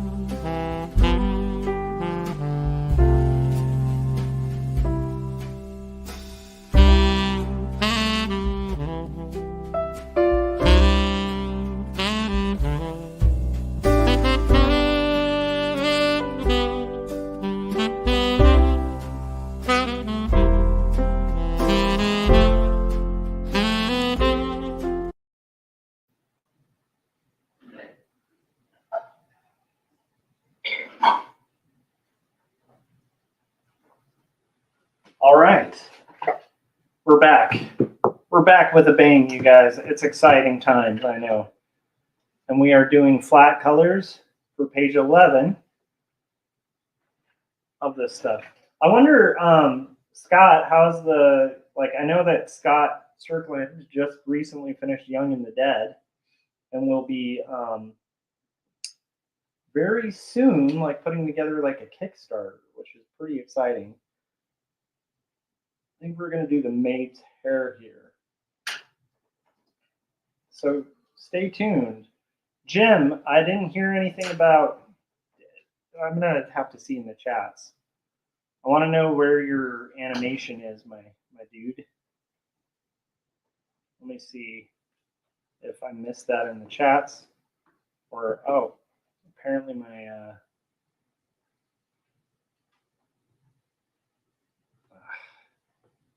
these are really irritating, by the way. The mouse for for Apple has like a charger at the base, and so it seems like I'm not able to use my mouse, which is great because I can't scroll up in the chats. There we go. Okay, now I can. Let me see if Jim said anything. He said, working on the last, here it is, working on the last couple of shots as we speak and finishing the animation today. Nice, Jim. I'm glad to hear that. Let's see if I have enough charge on this. Okay. I have mouse capabilities again. But who designed that on the Apple, that they have the charger on the back? I mean, that's just some dumb... Like, I am a big Apple guy, but that is a dumb design decision there. Or a genius one. Maybe they're just trying to get you to buy a different mouse. But I will say, of like Apple decisions, which I usually am all about, that was one that I am not a fan of. Okay, so we're deselecting our hair selections now, guys. It's so weird with flatting, like how long and crazy it can take just to like make some flat selections.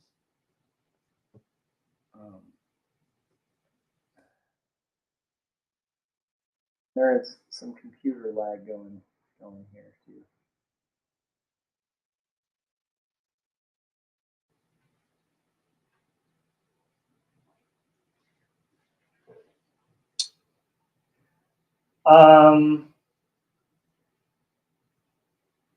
Jim said, question for when you come back, what is Mai's favorite book of the books I've created? That's a really good question. I don't know if I've asked her that. Mai, of the books that I've created, what are your favorites? What's your favorite? 2 stories because I like the cartoon guy. She said 2 stories because she likes the stories from when I was a kid. Like the Kid Josh Surprise, surprise. stories. But she was saying surprise, surprise, because she's a kids book artist, so she likes I think you should make stories a book about your childhood. for children's stories.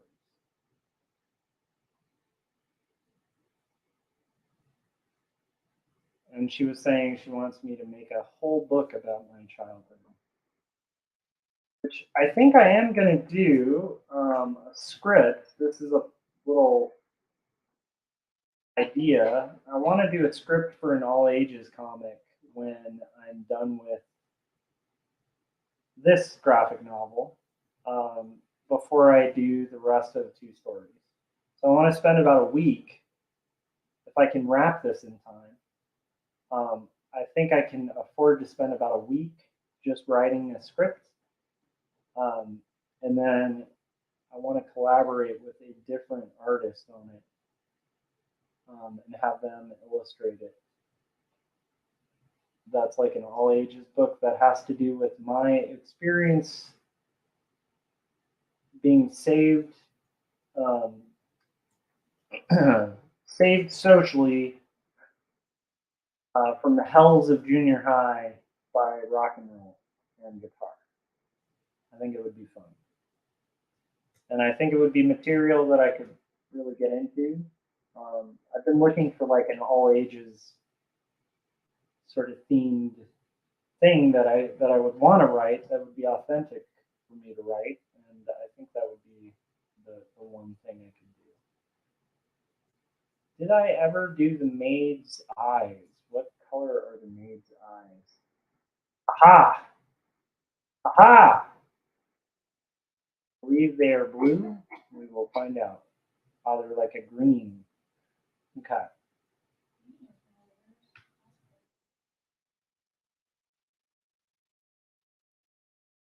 Maid's eyes.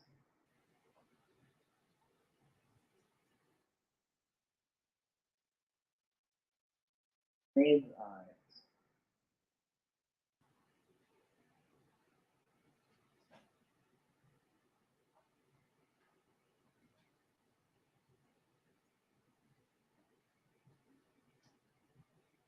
Frank was saying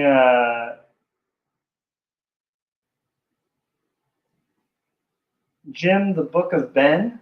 That's the favorite book that's probably true. And then also he said Young and Dead, Young and the Dead, Younger and Deader. That's the sequel to Young and the Dead. I like that. And then he also said Little Josh Stories and She-Hulk Maid. Yeah, She-Hulk Maid is the sequel to Two Maids, which is the sequel to Two Stories Book 2. Apparently, I just can't have enough maids. That's one thing we've learned from this stream. All right, let's see here. I think I'm going to have the maid. We're going to do the maid's lips. And I think I want them to be the same color as Elizabeth's. So that's what we're going to do right now.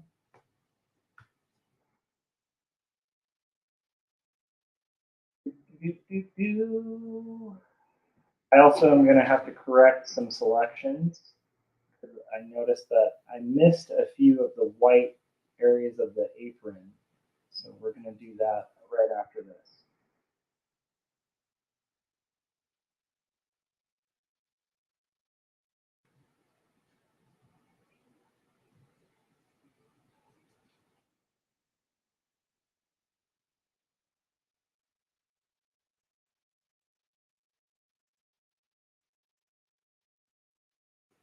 So we're just getting the mouth selection.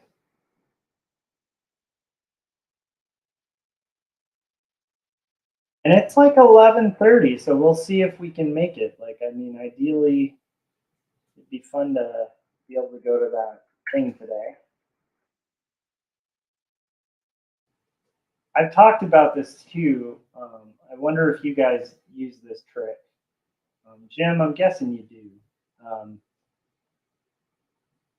To me, one of the best tricks to do to like get yourself to work on stuff. Oh, we were gonna fix the selections on the Maids apron. No. One of the best tricks that I find for myself, like to get me to work on stuff, is to make little arbitrary deadlines, like where it's like, hey, I want to hang out with my friend today. If I'm going to do that, I have to get this page colored before I can go over there. So it's like, once I'm done with this page, it's going to feel like this giant reward, but also it's going to force me to like really sit through and get this page done, you know? Because if I don't, I literally have set in my mind that I am not allowed to leave until I get it done. I do little tricks like that to kind of get myself further on projects all the time. And I wonder, Jim, I'm guessing you do that too, where you'll be like, I want to watch this TV show. I can't watch it until I have whatever done, you know? It's interesting to me that this made, I missed so many selections here. There we go.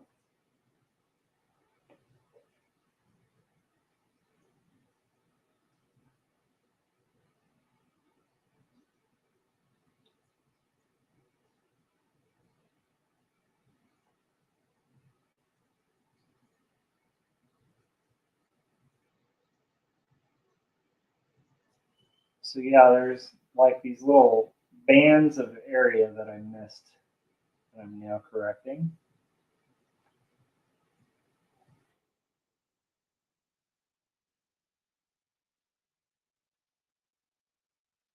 Did get that. Okay, I think we're good. So now I'm going to do the Maids skin. That's going to be the next.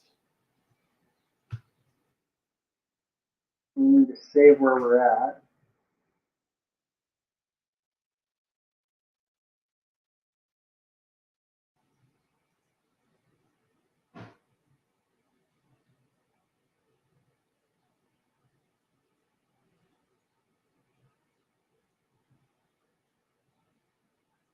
Oh, I don't want to go that far.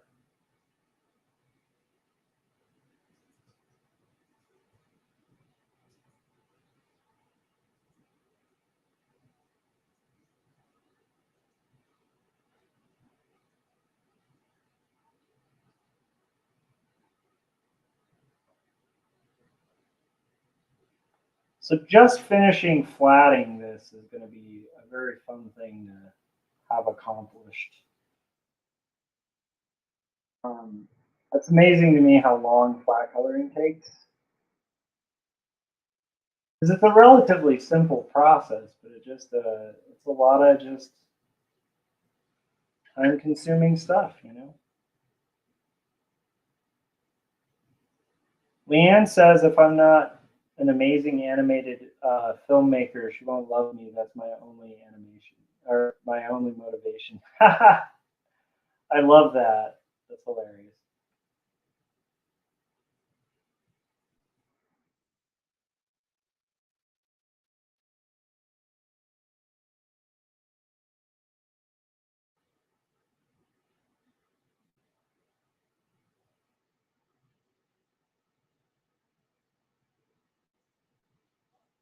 Oh no.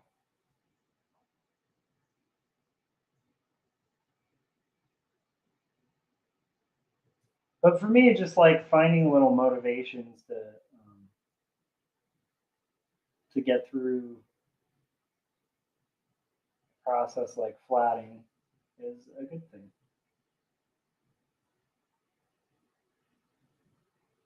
Correct some of these selections.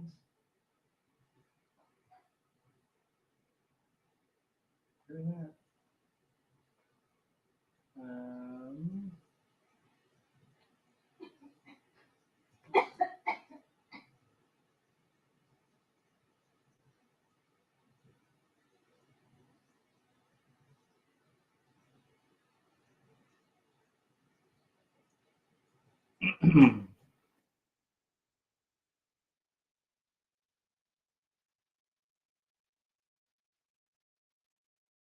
We're getting there, you guys.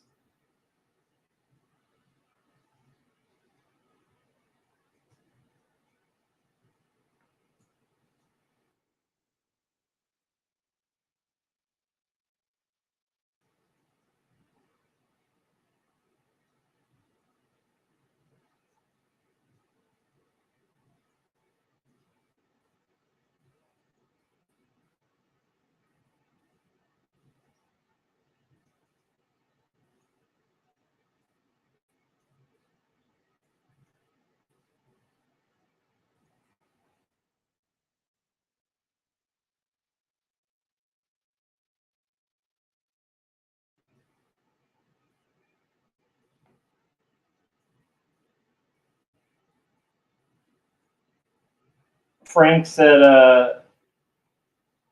my wife said if I didn't quit making comics, she'd leave. Sometimes I miss her, but stand by my choice. Huh.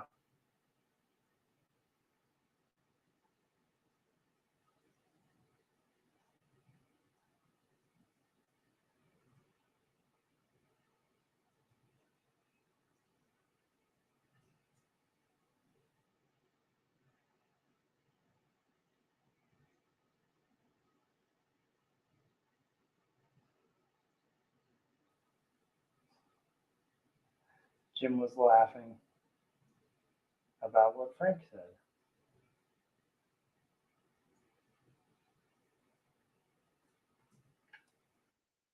All right, let's see here. Now we've got the Maids outfit, which is this blue. So let's get that going. Also, I think her flower is that same blue too, but let's find out. Yep. Wait, is that blue?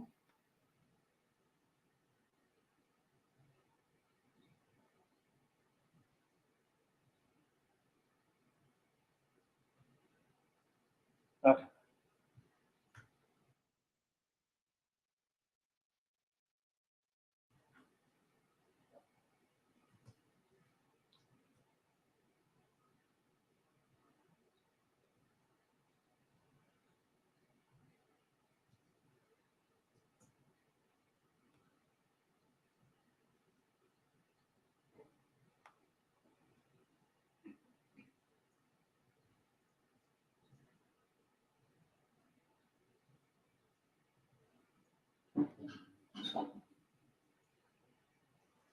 I want to do a real quick correction on this. A little area.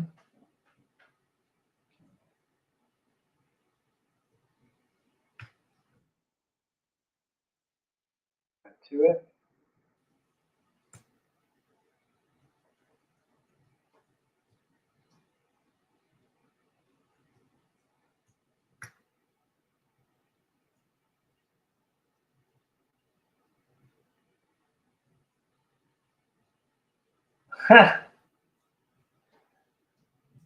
And then I think this is Jim's correcting Frank, saying, my wife said she would leave me if I stopped making comics, so the next issue comes out in June, Rimshot. But it's...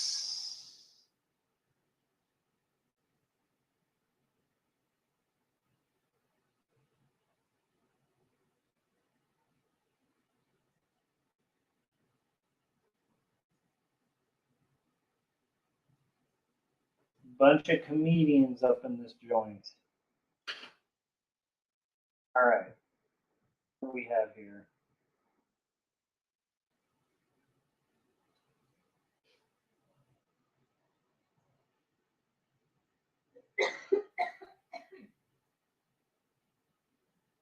This I also want to correct a little bit.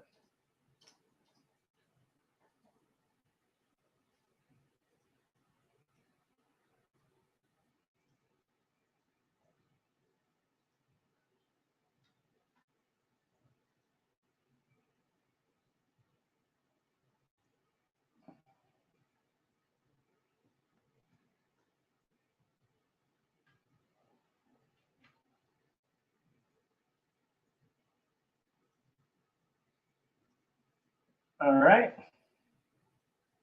Fixed a few of these bad selections I made. Let's get back to it.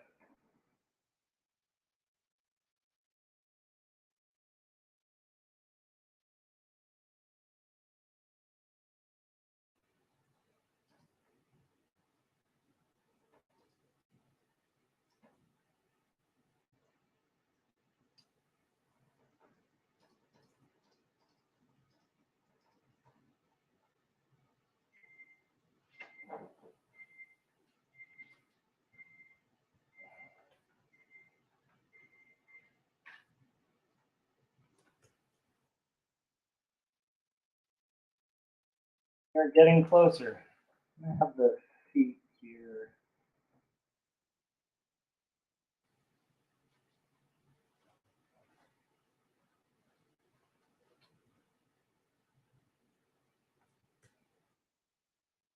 All right. Now I need to do, so we're going to do Robert real quick. Robert's eyes are here. F5.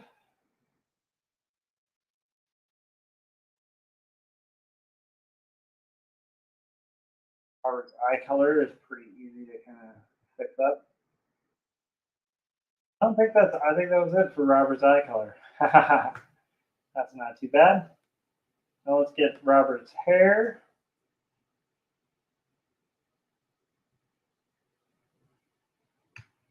Tim was saying, to answer your earlier question, I'm on the last 3 shots of Sugar Machine, animating them as I listen to your live stream. That's awesome.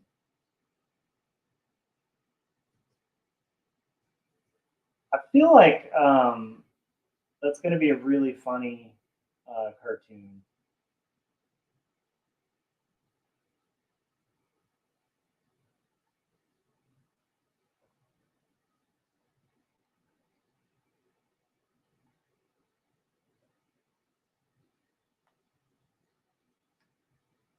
for anybody watching this, if you guys haven't checked out Jim Luhan's cartoons, you should. They're incredible.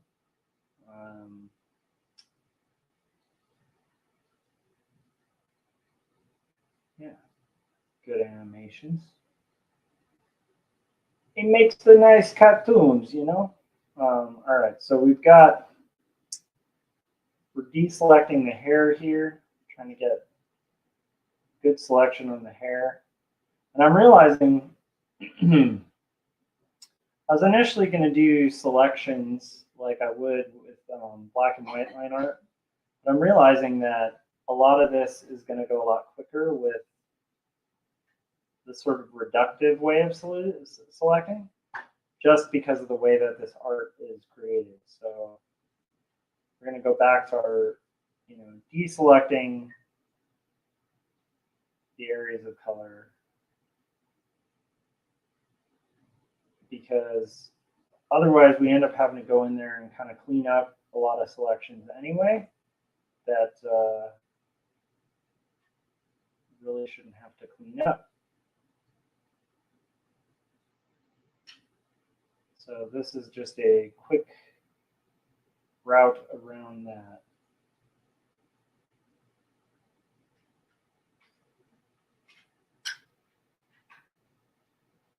And now I believe we have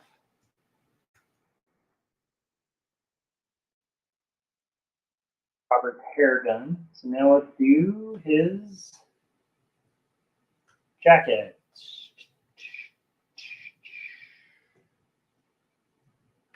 This is his bow tie and undercoat color.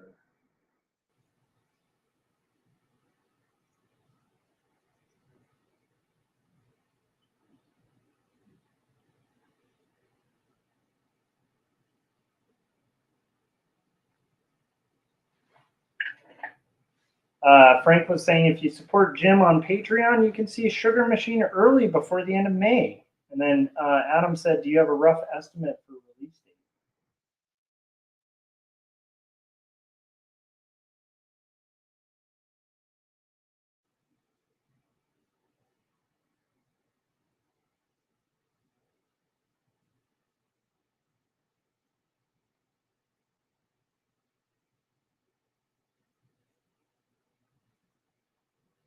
And I believe there's some Gary Hodges action going on in that cartoon as well. From what I understand, I believe Mr. Hodges may just end up being a character.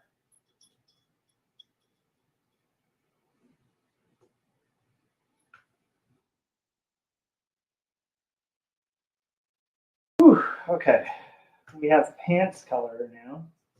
So let's deselect some pants. Deselecting pants is actually also the name of a really incredible movie, an incredible film by Jim Luhan.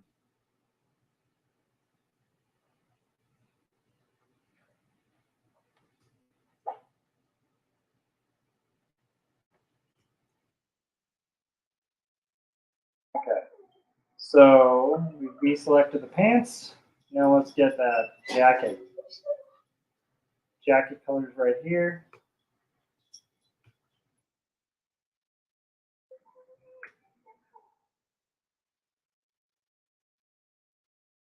Jacket color.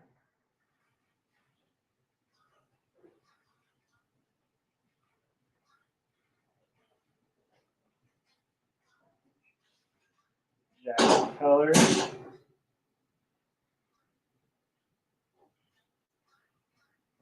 My goodness.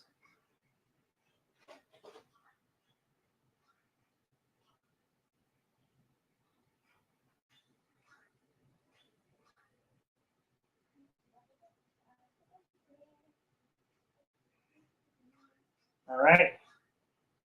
Jacket color it is.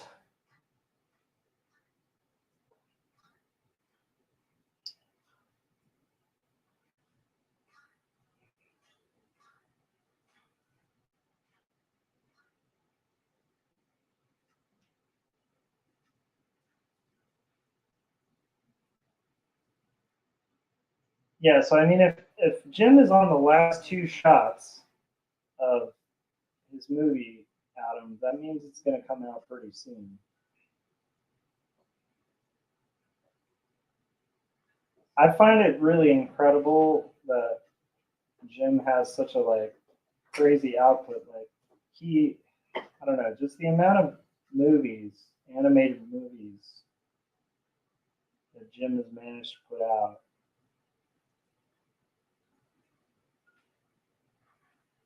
It's extremely inspiring.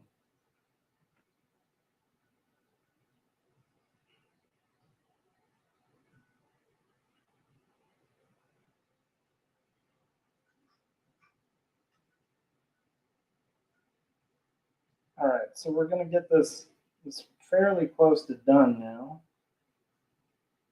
Just a matter of time to where I'm gonna close this up.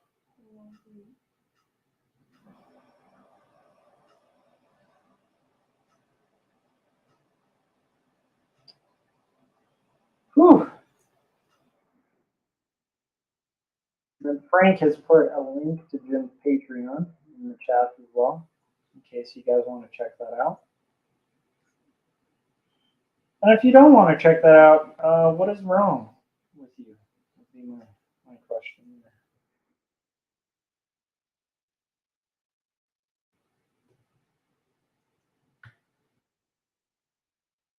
Here we go. Now have Robert Browning's color. And we're going to get through this very quickly. I also wonder if that's the same color as the Maid, because if it is, I should deselect that hand as well. We somehow missed that very important hand there.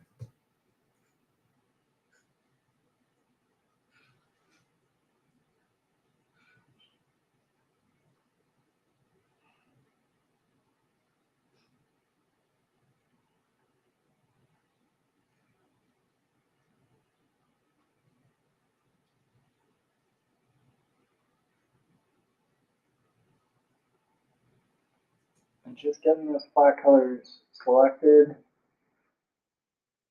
and squared away is like a very good thing to do.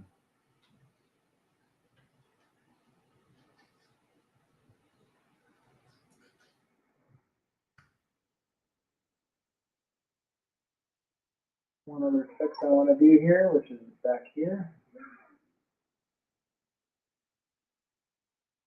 Now we need to do some other basics. Pillows. Oh wait, maybe the dog.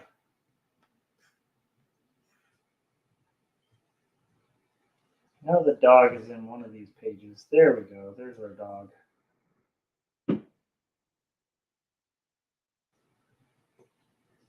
All right.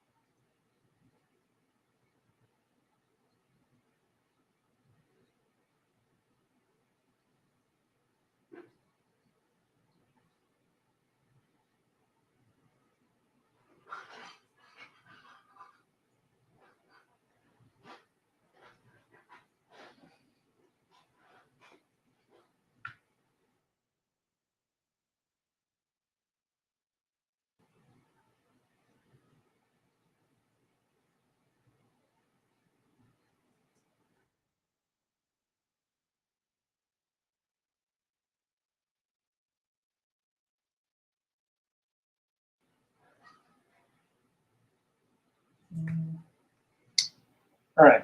Dog's nose. Okay, the nose is the same color. That's good to know.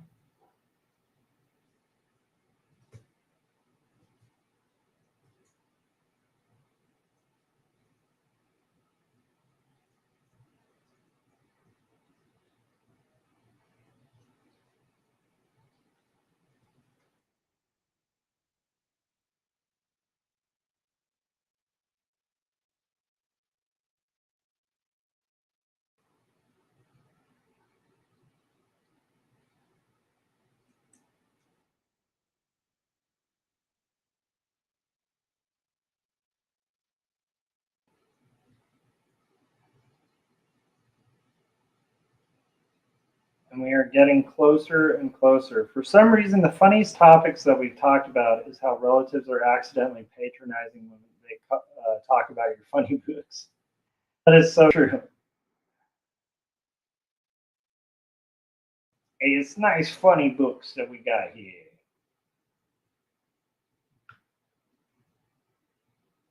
I do feel like that's a pretty common story among cartoonists.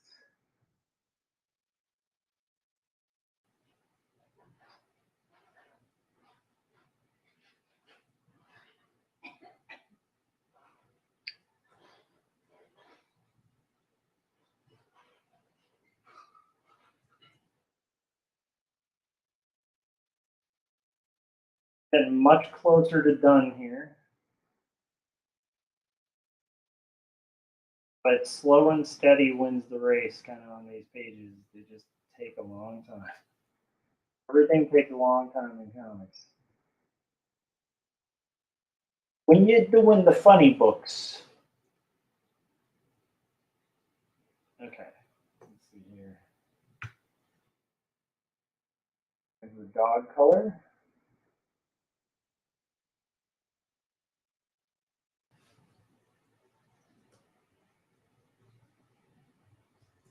So we got our dog here.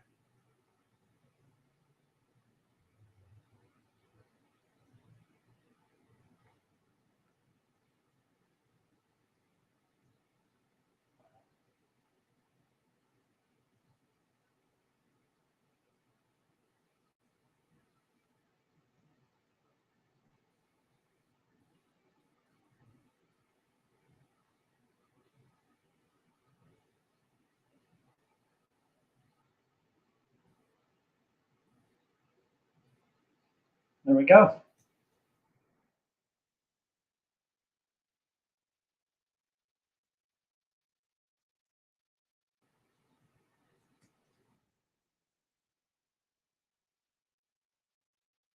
Dog color is a must for this. Get through this Cocker Spaniel illustration here.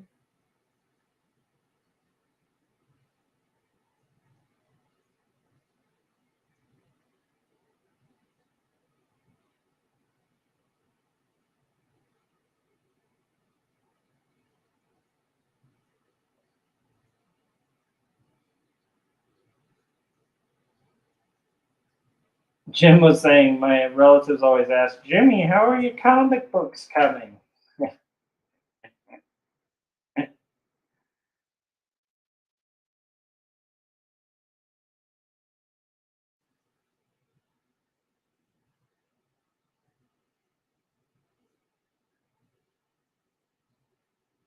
It's funny, even like being an art director, it's like people sometimes will have this just like absurd idea of what you do for a living, or just assume that like what you do like can't possibly be something that like pays bills or like actually like substantially has any sort of following or interest. I think it's just one of those things about doing art for a living, you know. It's like a weird, I think art is always treated as like a strange pursuit, like either, you know, whether it's like you're making art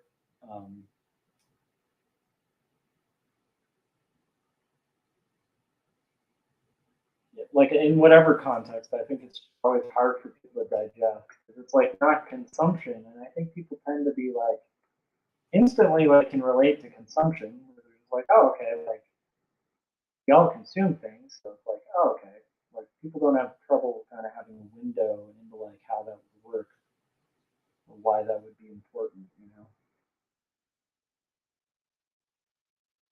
But like when you're making stuff, I think people are just like, wait, what? Like you're making things.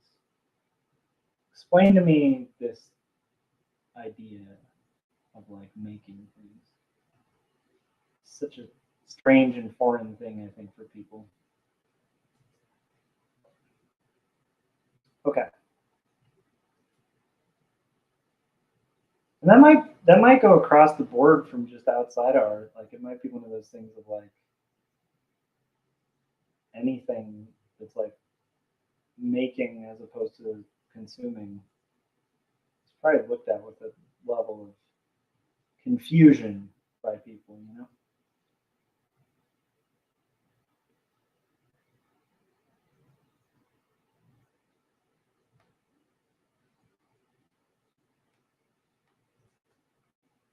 Okay.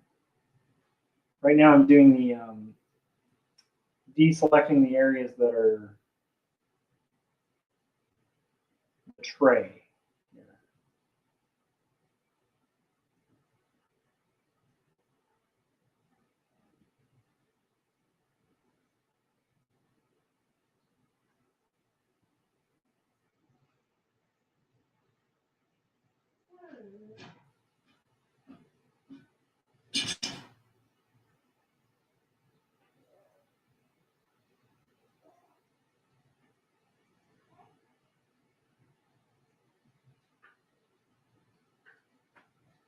Come in. Yeah, come in.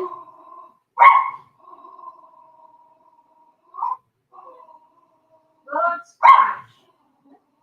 Please put Scotch in the room.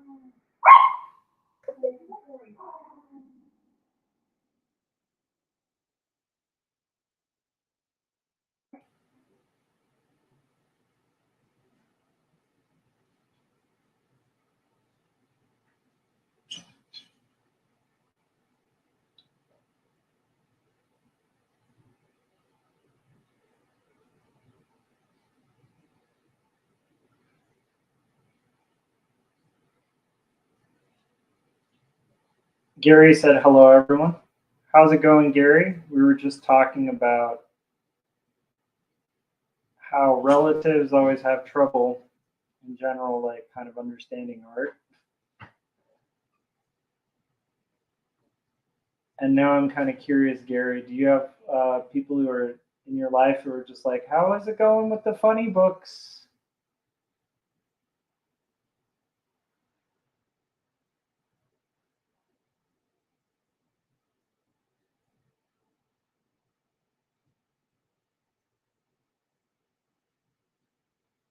And meanwhile, I'm also deselecting color fill areas for my comic. Yeah, so that's the excitement that is occurring on stream currently. Okay, we got the tray. Now I'm going to do some other stuff. I want to do the, I know there was a food one. There we go.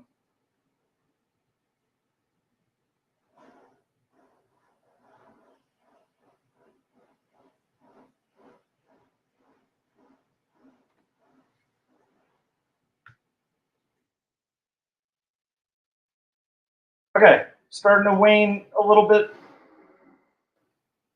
on the energy, so I'm going to pop the trailer for Jacob's apartment on, and I will be shortly back.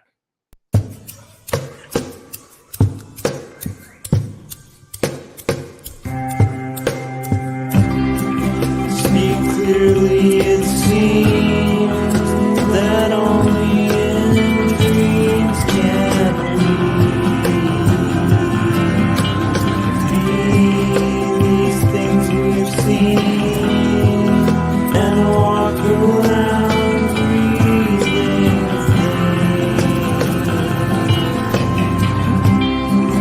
I don't know the part to play in this heart of mine. There's dissonant things, they split at the seams.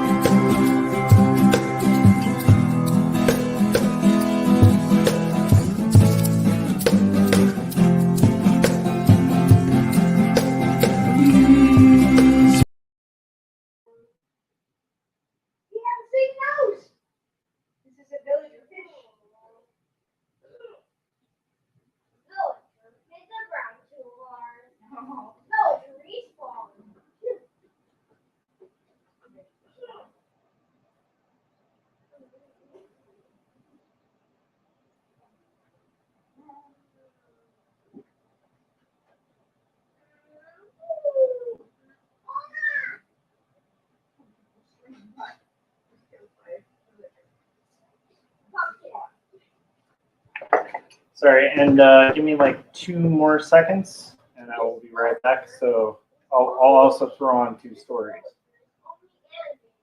and then I will be right back and actually finish up this page.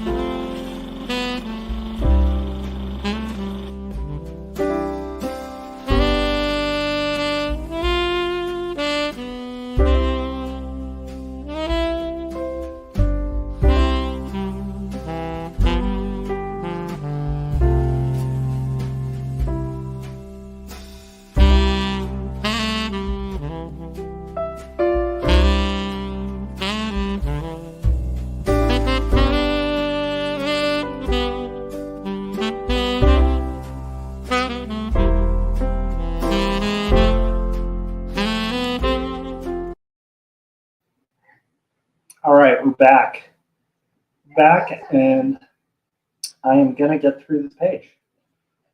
That is a fact. Gary said, in regards to my question, he said, my family occupies the whole spectrum. My dad reads the books and closely enough to pick out parts to talk about and ask questions. On the other side, my brother's never even asked to see one. And then Jim said, I feel you, Gary. I've long ago learned to accept it and not get my feelings hurt. But yeah, some people are only into what they're into.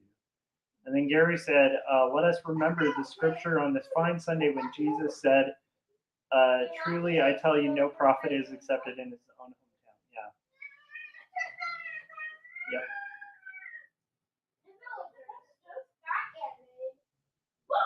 I've definitely had those experiences where there are definitely people in my life who could care less about, you know, and it's funny because it's like I have 2 graphic novels, and between the 2 of them, you know, it's I'd say, good decade of my life. And yet I still probably know people who've never read my books. The dogs just, I don't know. They're reacting to something out there. But also, I mean, I have friends who dedicated themselves to other pursuits or interests that I probably have like no huge interest in.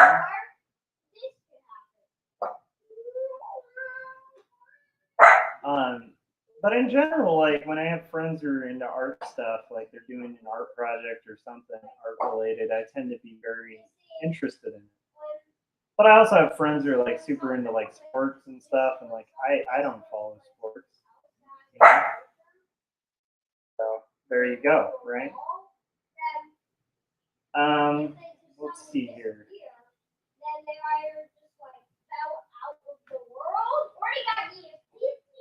It is funny having this. Right now we're coloring the meatloaf thingy here. Is that the right selection of color? Yes, it is.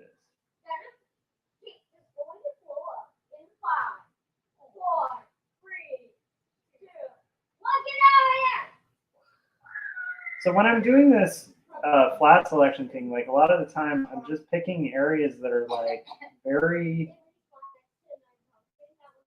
you know, basic kind of shape areas that are usually like I'm starting with like the smaller areas of color and then working my way to the bigger details. The thing that's going to be a beast on this to get done is going to be the hard part is going to be getting the there is some funny stuff going on in the house. It's probably going to be like doing the bookshelf. The bookshelf always seems to be, in this scene, the bookshelf is the toughest.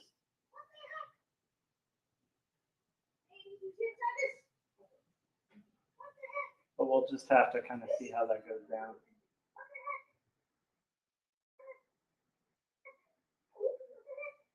The nice thing though is like when you're flatting, and I don't know if you guys have this experience, the thing I love about flat coloring that makes it fun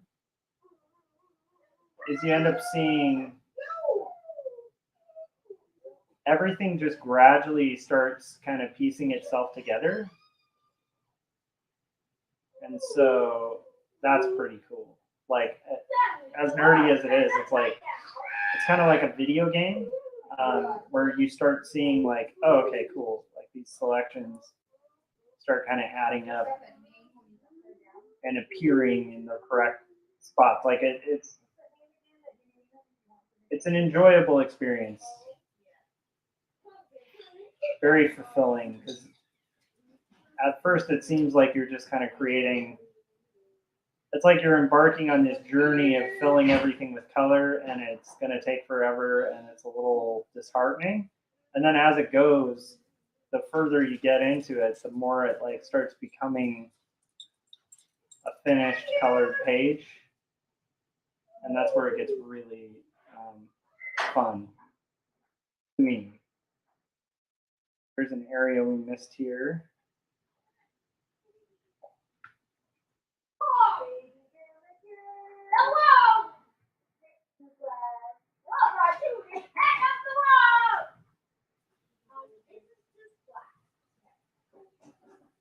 So originally I was hoping to go to my friends around noon, and the nice thing is I built in, so what I was telling my friend was like 12 to 1, so now it's looking like it might be more 1 o'clock. We'll see if I can make it.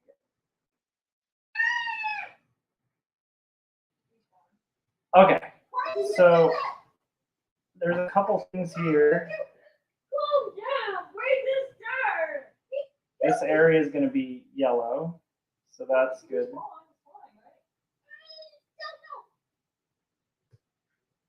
Yellow here. And in the background, what you guys are hearing is Benji and his aunt goofing around, which is always fun to hear.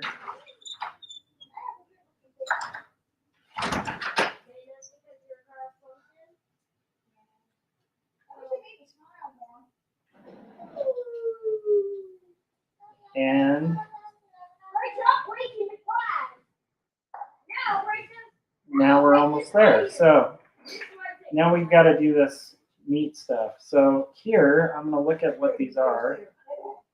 So there's like carrots, and the round things are like going to be this brown. So let's go back to that.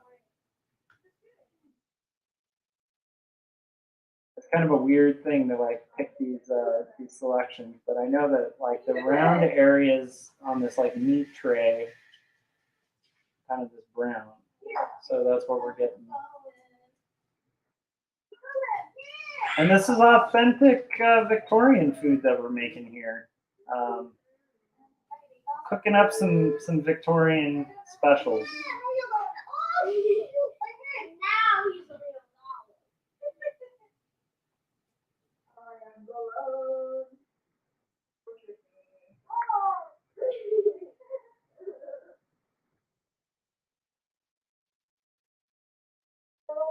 Jim said on the last shot. And then Scott was saying champing at the bit.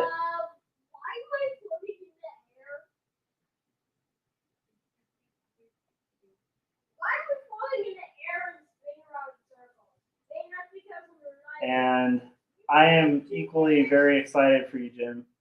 I'm hoping that I can finish by the time you finish, and we'll all have that like enjoyment of getting our visions a little closer to done. That's my hope here. All right, so now I know I have this carrot stuff, so that's going to be the other stuff on this plate. Everything is upside down. Actually, now, Make sure I'm saving too. exactly like this one. Only has Just a pro tip there. pressure plate. Water! Villager, with villager, with this super random pressure plate. Woohoo! Ah! It's a villager! It's a random villager rocket! It's hard to like, It's got all green outer space. I know it's weird, but it's like when I'm flat coloring, When it hits the it's very hard to keep like a balance and like a focus on like trying to be consistent with color, but it makes a big difference whether your colors are consistent from panel to panel.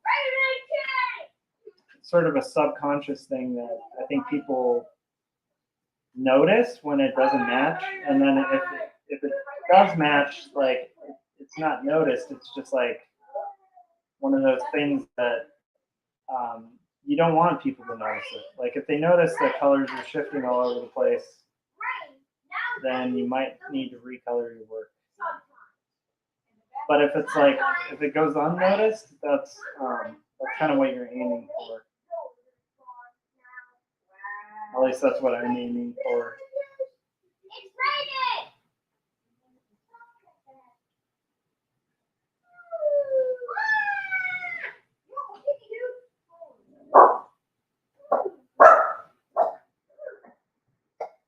Okay. Save again. Now we are inside a death mode. Sometimes when you attack, you instantly Man, die. there is some chaos Only happening. sometimes.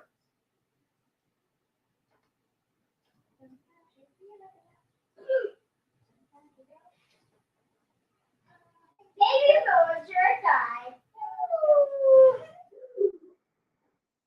There's one other thing I wanted to correct real quick before I get into this, which is this color. Get that carrot color again. There's like one little spot I missed, and I want to correct. If I can find where it was. There it is.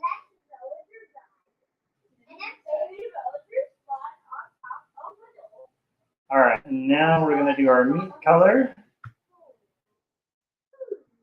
Aha! Meat, done. Meat color, again.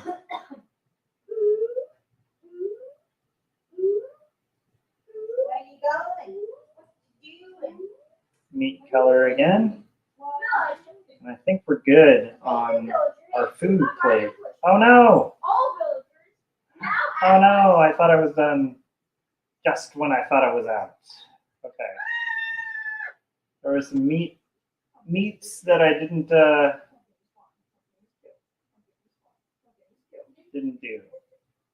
And then I gotta do the cabbage or whatever it is. Kind of between the meat on this Victorian platter of food. I feel like when this book is done, I need Gary Hodges, who is a chef of sorts, to make the not death but love food meal.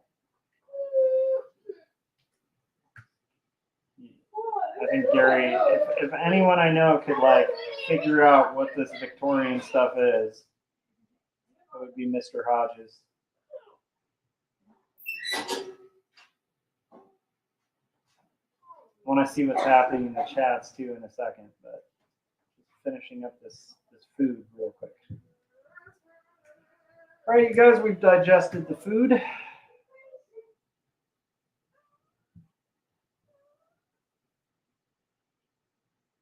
Gary said, yeah, I was about to ask if you've made a palette. And he said, deal for like okay, so we're going to do like a dinner in the movie kind of episode. You know, I don't know if you guys remember those. There used to be TV shows that would be like somebody would make dinner and it would be like a cooking show, and then they would watch a movie. And like premiere like some old classic horror movie or whatever it was. We'll do the equivalent of that as a live stream, but with Victorian food, cooked by Gary Hodges.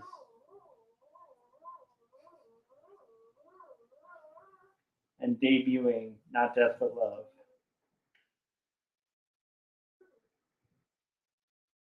And it could be called Not Death But Cooking or something. I don't know.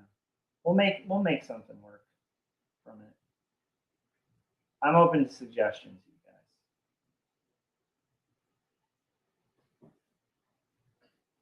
you guys. I also need to look at this and see if the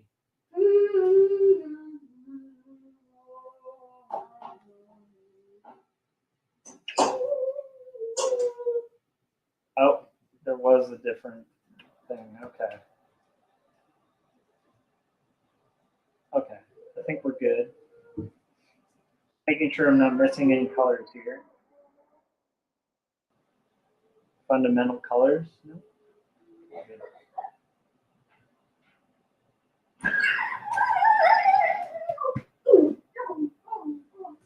Benji is making some amazing sound effects.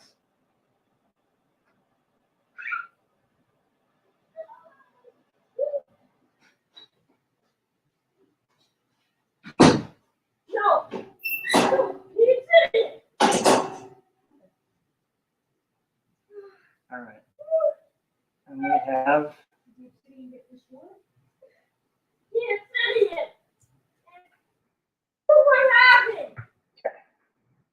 so now we're going to save and we're going to do, should we do the floor? Let's do the floor color. Floor is this green.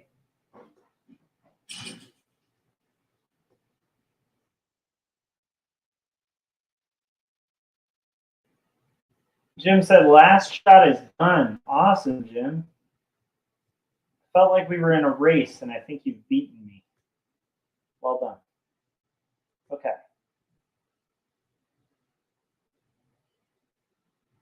Now, getting this floor deselected.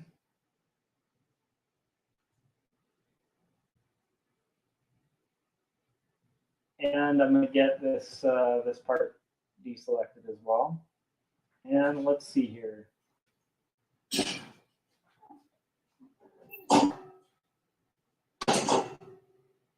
And Gary said yes in regards to Jim's completed animation. I'm really curious to see Sugar Machine. I think it's going to be hilarious and amazing. And I believe that Mr. Hodges, Mr. Gary Hodges, is in it.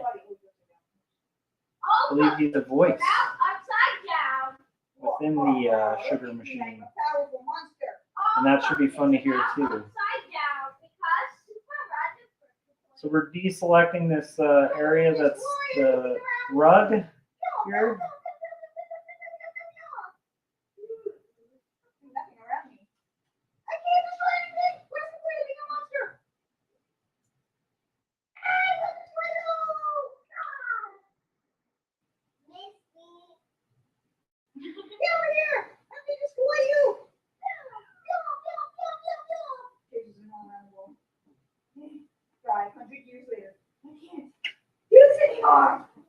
And I believe this is the carpet. This area got reselected and then somehow deselected again. So let's reselect this little corner. And let's save. We're getting closer, you guys. Very much closer. I'm going to do the drapes here.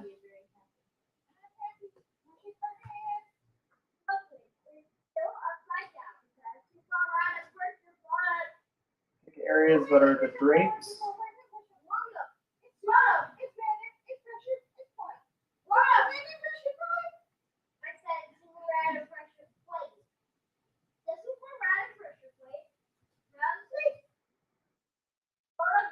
Yep. Okay. Now, sometimes cake will fall from the sky. Woo!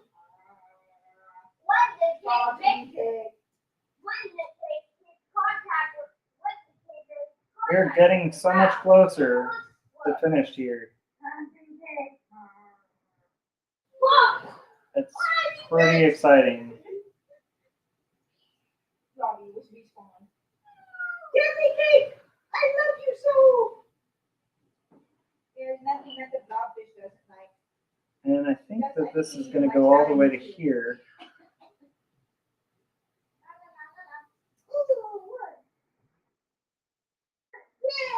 Okay. Now we're going to do, I think, the same thing for the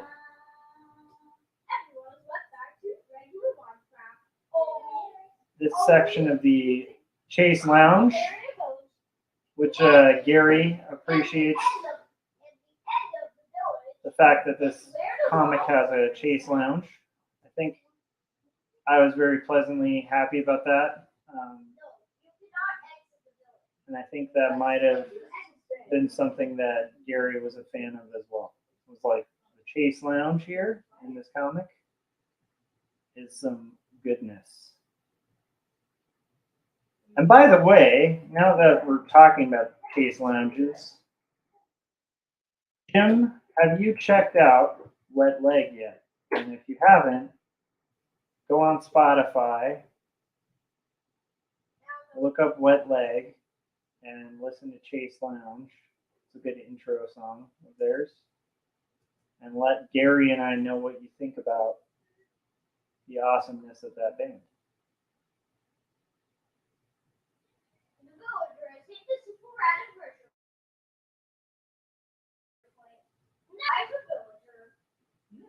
So, okay.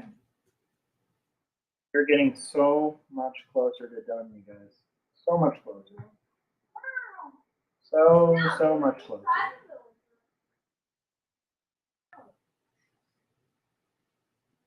Okay. Now we need to do our pillows.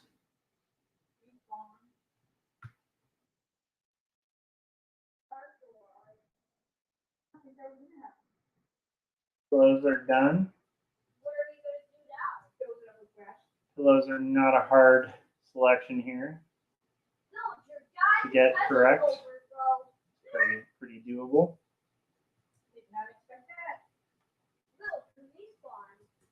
Pillows again.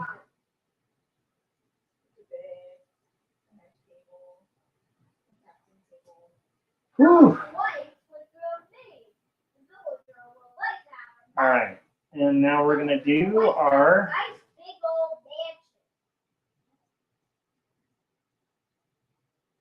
wooden part. The wooden part is getting there.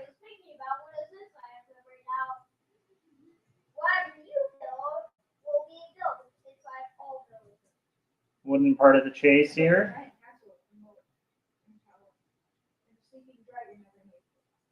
Adam said, "Congratulations, Jim." Yeah, we're all pretty excited now. Everybody,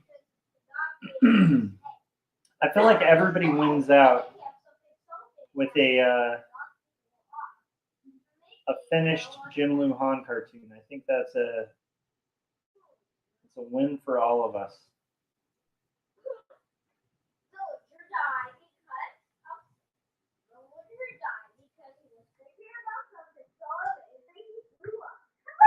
All right, now we're going to do this.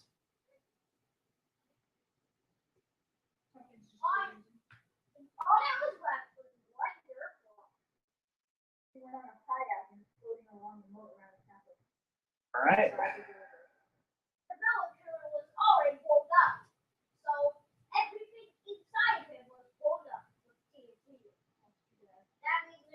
It's my castle. And all that was left was white single dirt block that I used for the castle. It's a big damn castle. Hurry after. A dirty castle, get it? Pretend that It's gonna be a dirty castle. pretend that he's making his castle entirely out of dirt. All that was left from the villager was one dirt block. All right, so we're getting closer. Dirty castle. Now I just need to save, and then we're gonna do our. Dirty dragon. Oh, there was a few things I noticed real quick, which is And this. the pile of dirt is the pile of dirt that we use for dirt. For it is actually edible. Dirt for. Got our maid thing going here. And one single piece of dirt remains that he has not used yet. What would you like to use it for? I will use you as my best friend. I will talk to you, be glad to you, and note that eventually after I am sitting on the floor for too long, All right, it will flag out. real quick, we'll pick the You should pick it up. blanket.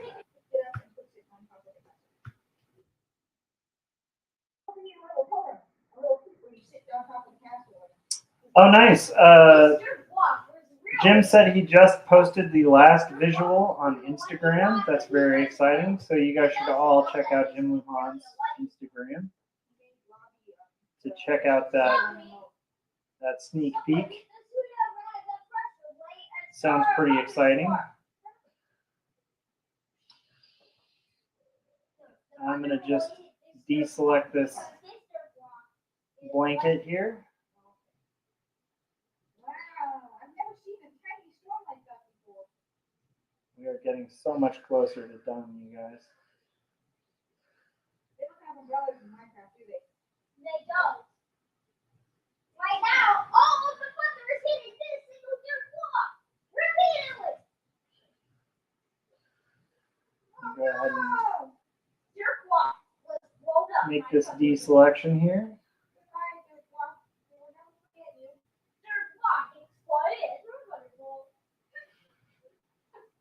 All that was left was the dirt block itself. There's some goofiness going on. Goodbye, dirt block. We will never forget you. All right. The roof is like this darker color, so we need to kind of select that here.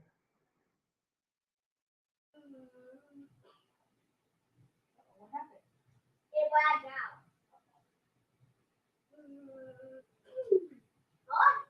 We're going to deselect the roof here. Just regular blocks usually don't lag out, and that one lagged out. This was a piece of it very bad. Baby villager was slayed by Baldy. Everything! Everything was destroyed! Baldy was very good. Okay.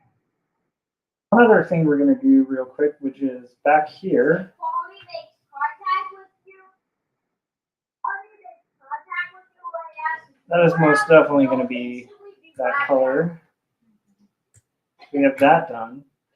So we've finished 2 panels so far, and we're almost getting there with some other panels as well. So now I'm going to do the trim, which is this color.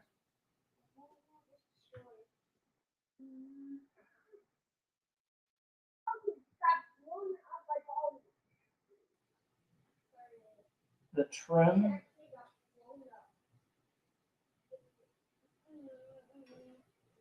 Baldy killed me. The trim again, just kind of doing that, deselecting that a little bit. I'm getting there, you guys. Slowly but surely, this page shall get finished.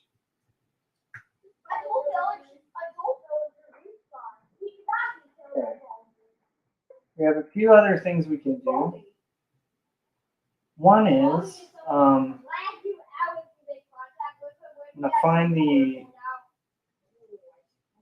Okay, this is going to be the color of what's behind her. So that panel is finished. that.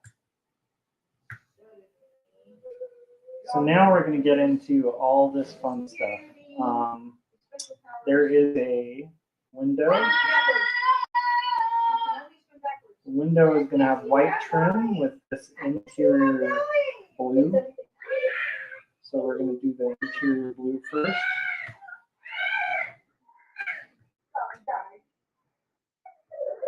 There is so much silly playing going on between Benji and his aunt.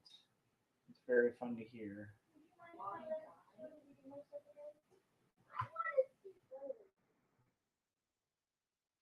We're going to have that trim.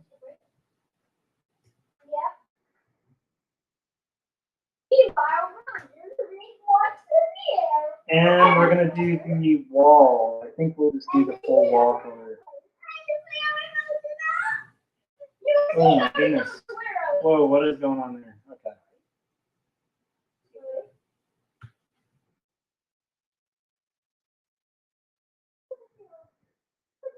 So the wall is going to be deselecting these big chunks here.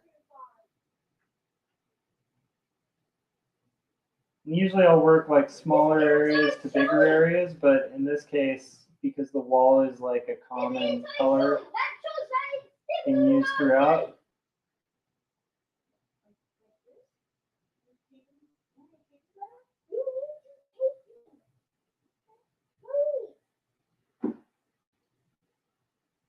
and I think we're getting a little closer.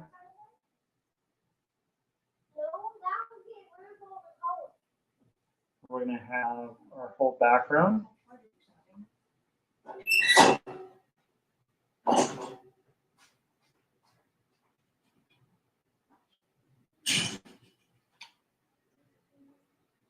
And I would really encourage you guys, make sure you're following like Jim Lujan, and actually while we're at it, pretty much everybody in the chats pretty much is making really cool stuff, like cool cartoons, cool art, comics, graphic novels, animations, like all sorts of stuff. I'd encourage you guys to all check out basically just check out everybody who's in chat right now. Like, check out their stuff. Pretty nice group of artists we got here. And just need to finish this selection of the wall color, and then we're going to pick a different color.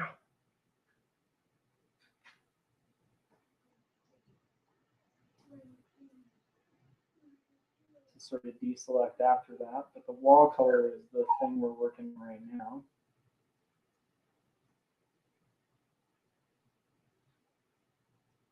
And it's going to be overall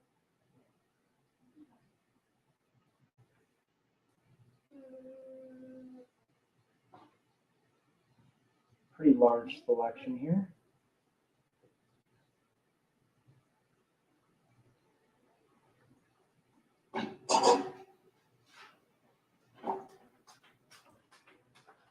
We're almost there. And I love it. Okay. So now we have the wall color deselected, and we're going to do our. I'm going to go ahead and do the painting next. The rope on the painting have a different color. Aha. Okay, so we did actually have a color for the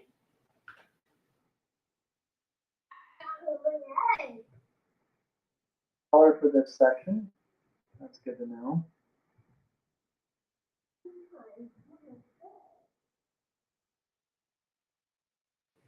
And we did have the color for the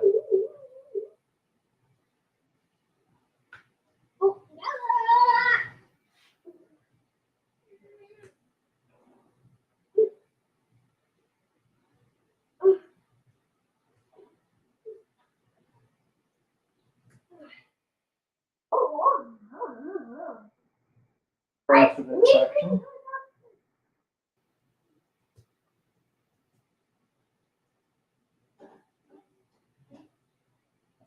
And for right now, trying to keep the energy going. We're at 3 hours, so I'm probably going to play another trailer, and then we'll finish this up. So I'm going to go ahead and play the trailer for Jacob's apartment again, and then we will finish this up. And I appreciate you guys who are hanging out with me while I get this done and rock this business. All right, here we go.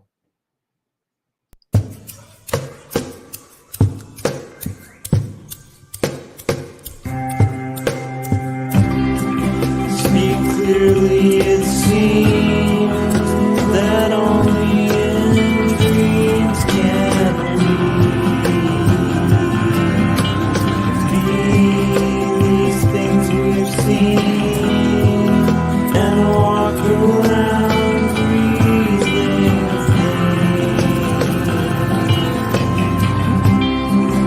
I don't know the part to play in this heart of mine.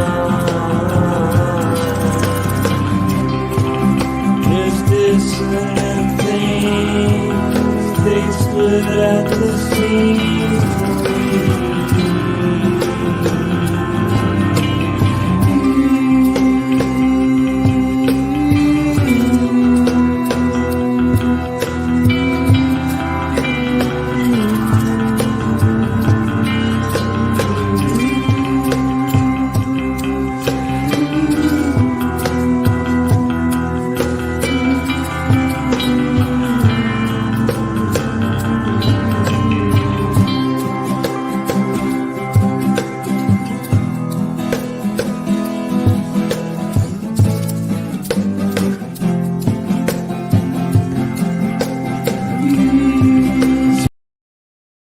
So I am extremely pumped about that coming out on the 5th of next month, which is really exciting. And then I'll be at TCAF in Toronto toward the end of June. And links to that and stuff are on the events section of my website, joshuakemble.com.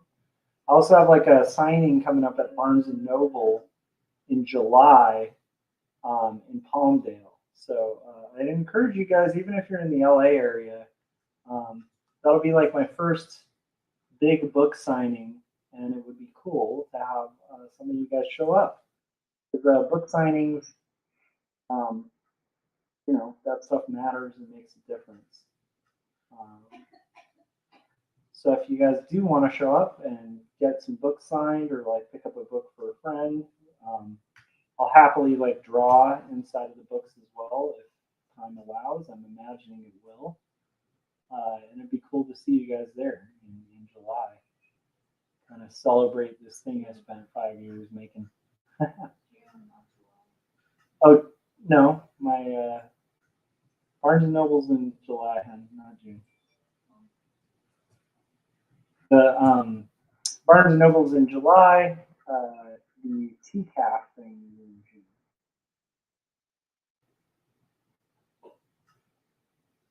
So let's see here.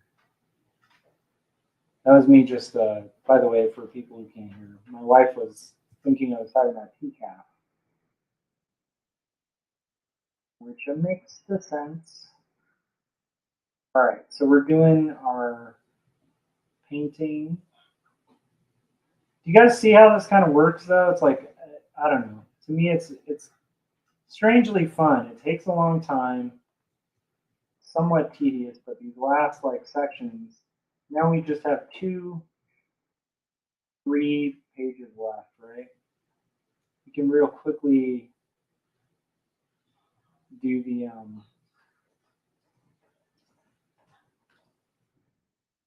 do her desk. That out of the way so we don't have to pick that anymore.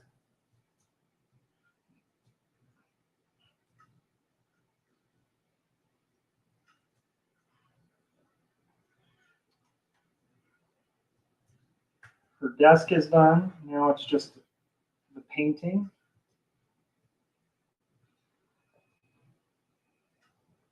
Painting has these areas of red. May or may not be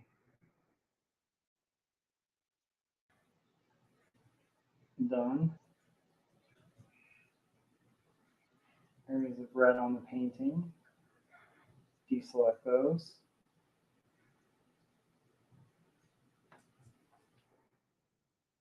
What else? There we go.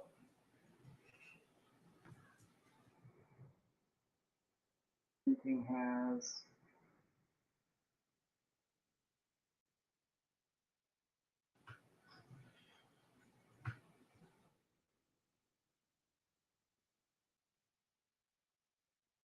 and we're gonna have hair.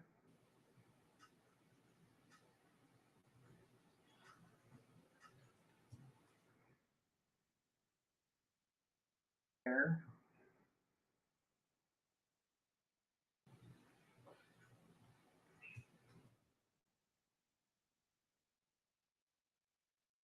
Hair.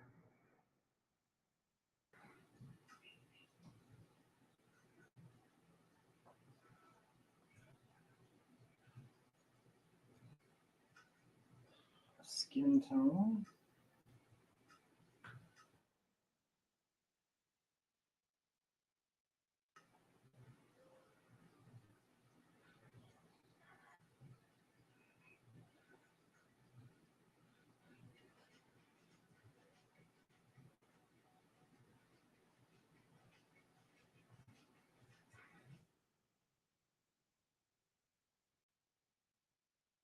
Skin tone.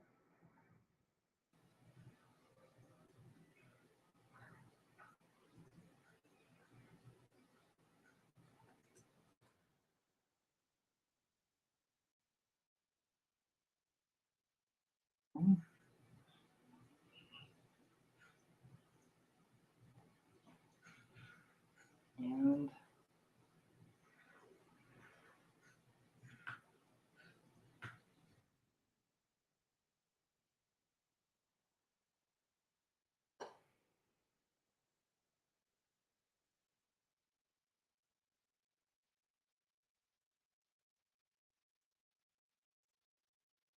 painting's done. All right. Now this is the beast of the thing, is like to do the bookshelf. The bookshelf is always a nightmare, but we're gonna make it work. First, I'm gonna start with all the elements that are like this gold. One of which is this section tends to be gold. And I know there's some other areas that are lower on the bookshelf. Gold as well. There's my dogs doing their thing.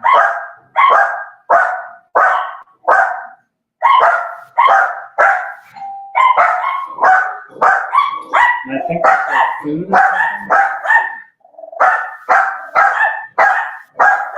So the dog will flip it.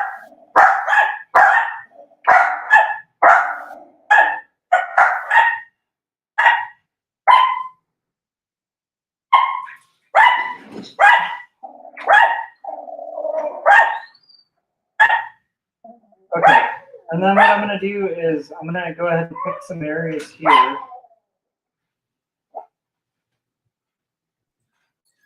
Hey, Benji. Lunch.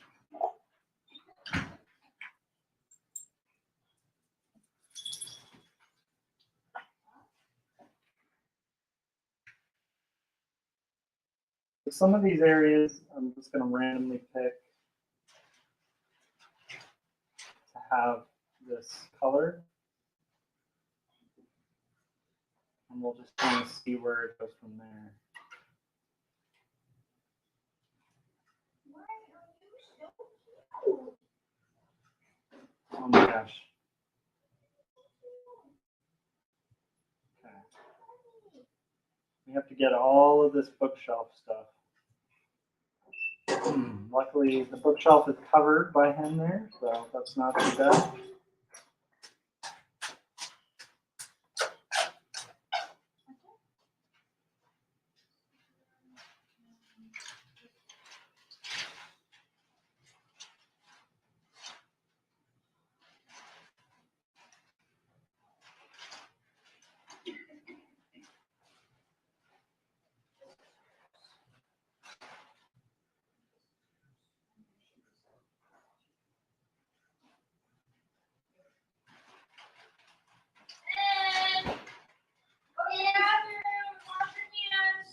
So we're getting there.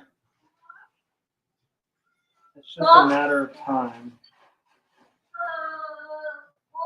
and hopefully finishing this up pretty soon.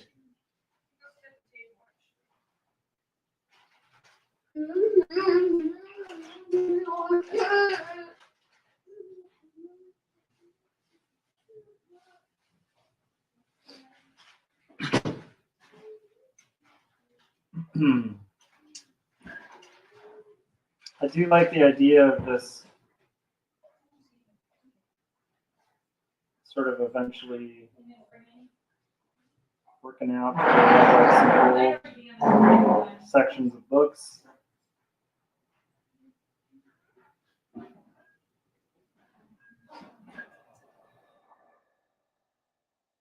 Gonna have to be what it is. Now we're going to do our next section, which is going to be our white areas, which will be pages, different things like that on the books. I definitely want to save where I'm at. I know we've all had those moments where you do tons of crazy work on a book only to find out you didn't save and end up having to kind of redo everything, which is the last thing we want to do.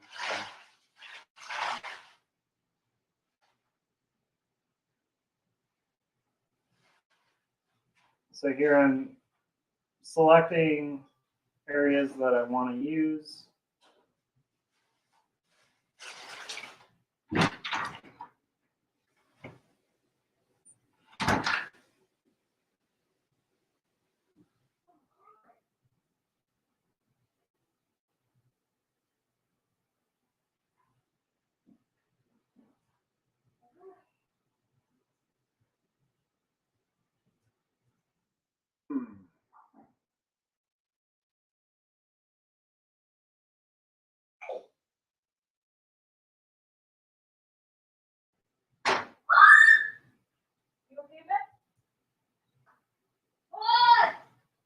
Bug? I'll get it. Don't worry. I know where it is. Okay. Benjamin apparently had a bug. Found a bug in the bathroom. Last time I tried to drain it, it didn't work. It just crawled right back out. It crawled out.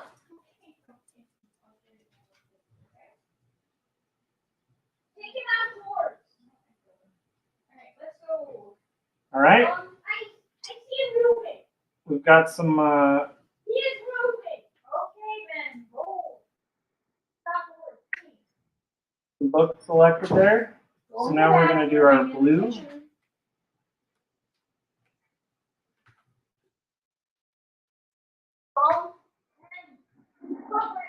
Blue selections shouldn't be too bad. Just, again, we're just kind of picking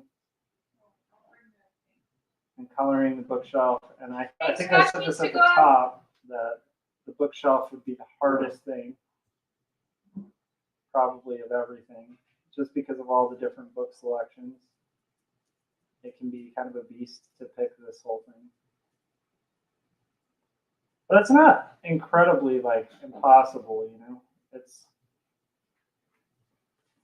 just a matter of time and patience.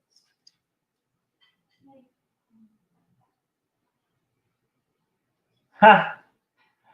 Gary said, I have to appreciate your ability to concentrate despite copious distractions. Yeah, you get pretty good at that as a parent. Like you literally, you're not going to have like mass moments of silence or extreme moments of focus. And then also I will say like,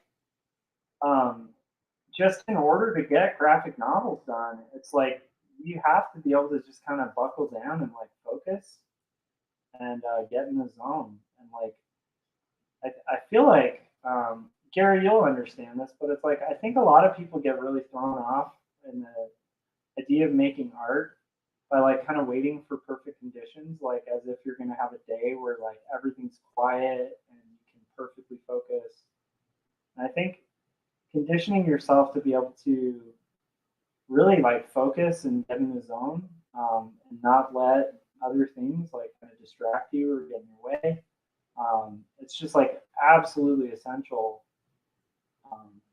for getting stuff done. But yeah, you're right. Like there's probably a lot of, especially on a Sunday morning, there's a lot of activity in the house. You know, kid running around, like a lot of things. You know, people living their lives.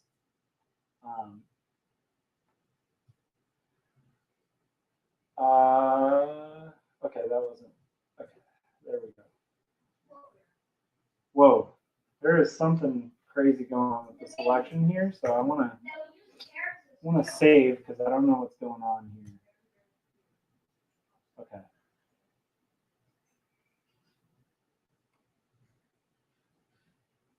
Oh, I'm getting pinwheels showing up here.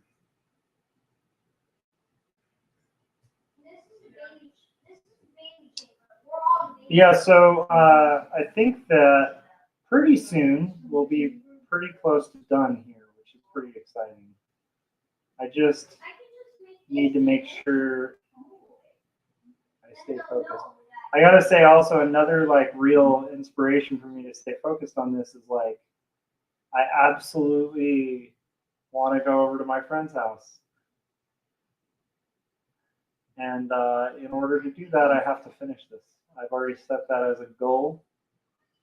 I cannot stop until this page is done. And if that means I'm here till like 4 in the morning and I miss my friend's thing, that's what it means. So there's that too as an extra motivation to like spend extra focus because I'm actually very eager to like go to a little pool party at a friend's house.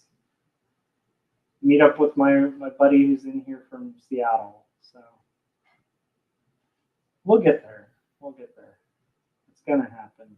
It's bound to happen. And I'm working on books, and I said it's bound to happen. You guys get that? Yeah, that's right. I make terrible jokes. And I'm here all day. And I appreciate you guys hanging with me on my stream. It's fun.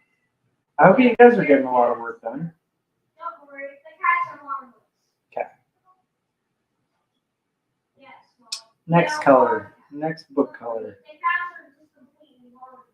Okay, we're going to do red, and then we're going to do green. Oh my goodness. Come on. Thank you. And it's because of all the selections that we're having to do where my computer is starting to really not be happy. There's red. Deselect some reds.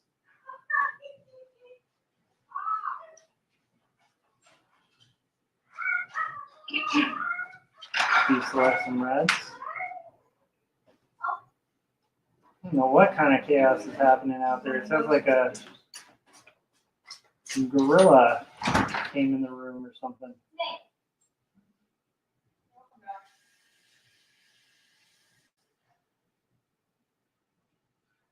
All right, we're almost there, you guys. We just deselected our reds. One bookshelf. Now we just have to do it for the next. This isn't too bad.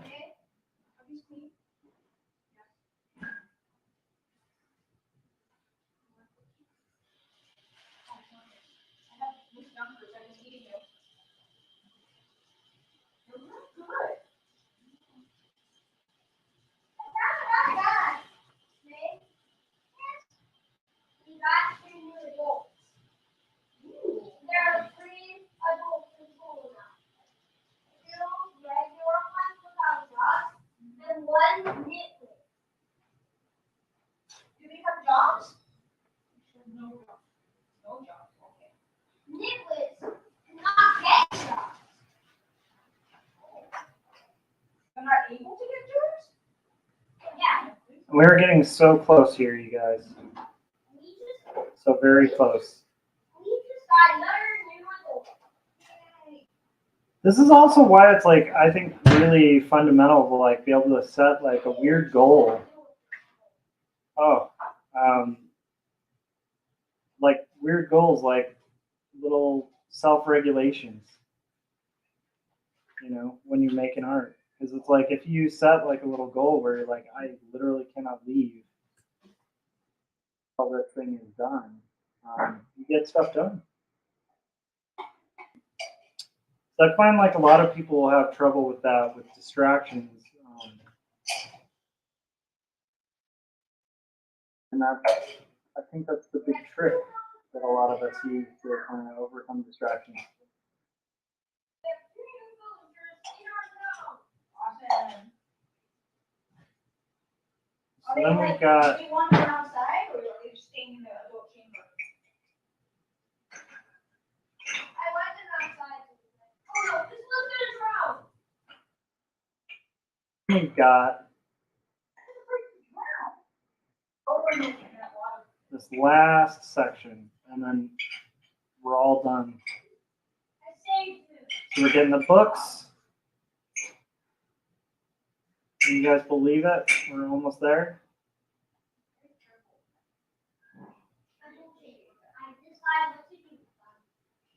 We're almost there. So many of these books are almost done.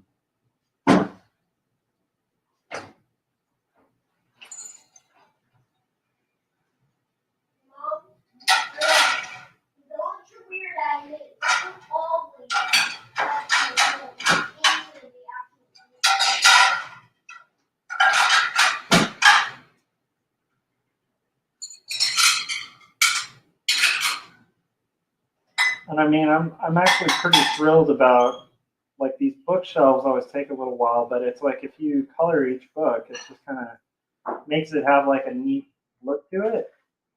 Looks like a very full library. All right, so now we're going to do this for the interior.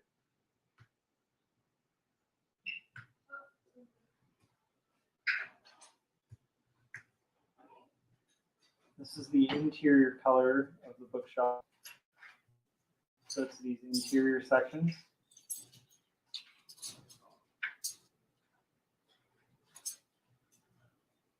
And interior sections.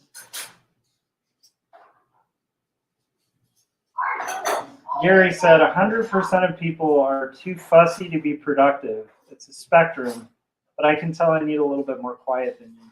My cat meows for food, and I'm like, I can't work under these conditions. No, I understand.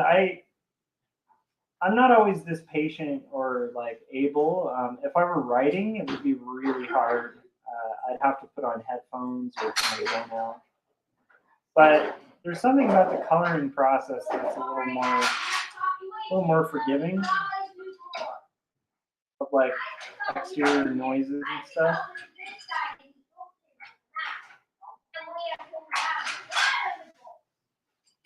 But also, you know, it's a time of day where everybody's up and about, kind of doing dishes and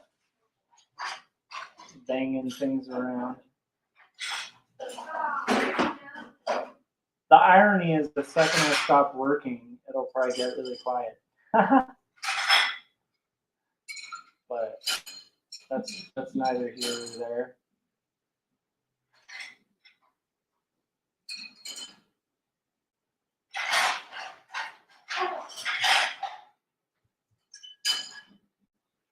So we're almost there, you guys. Like, we have almost finished the colors for this entire page.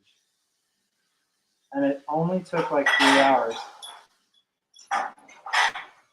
But you know what's cool? It took about an hour longer than I was estimating. So here we go. Let's do the final color.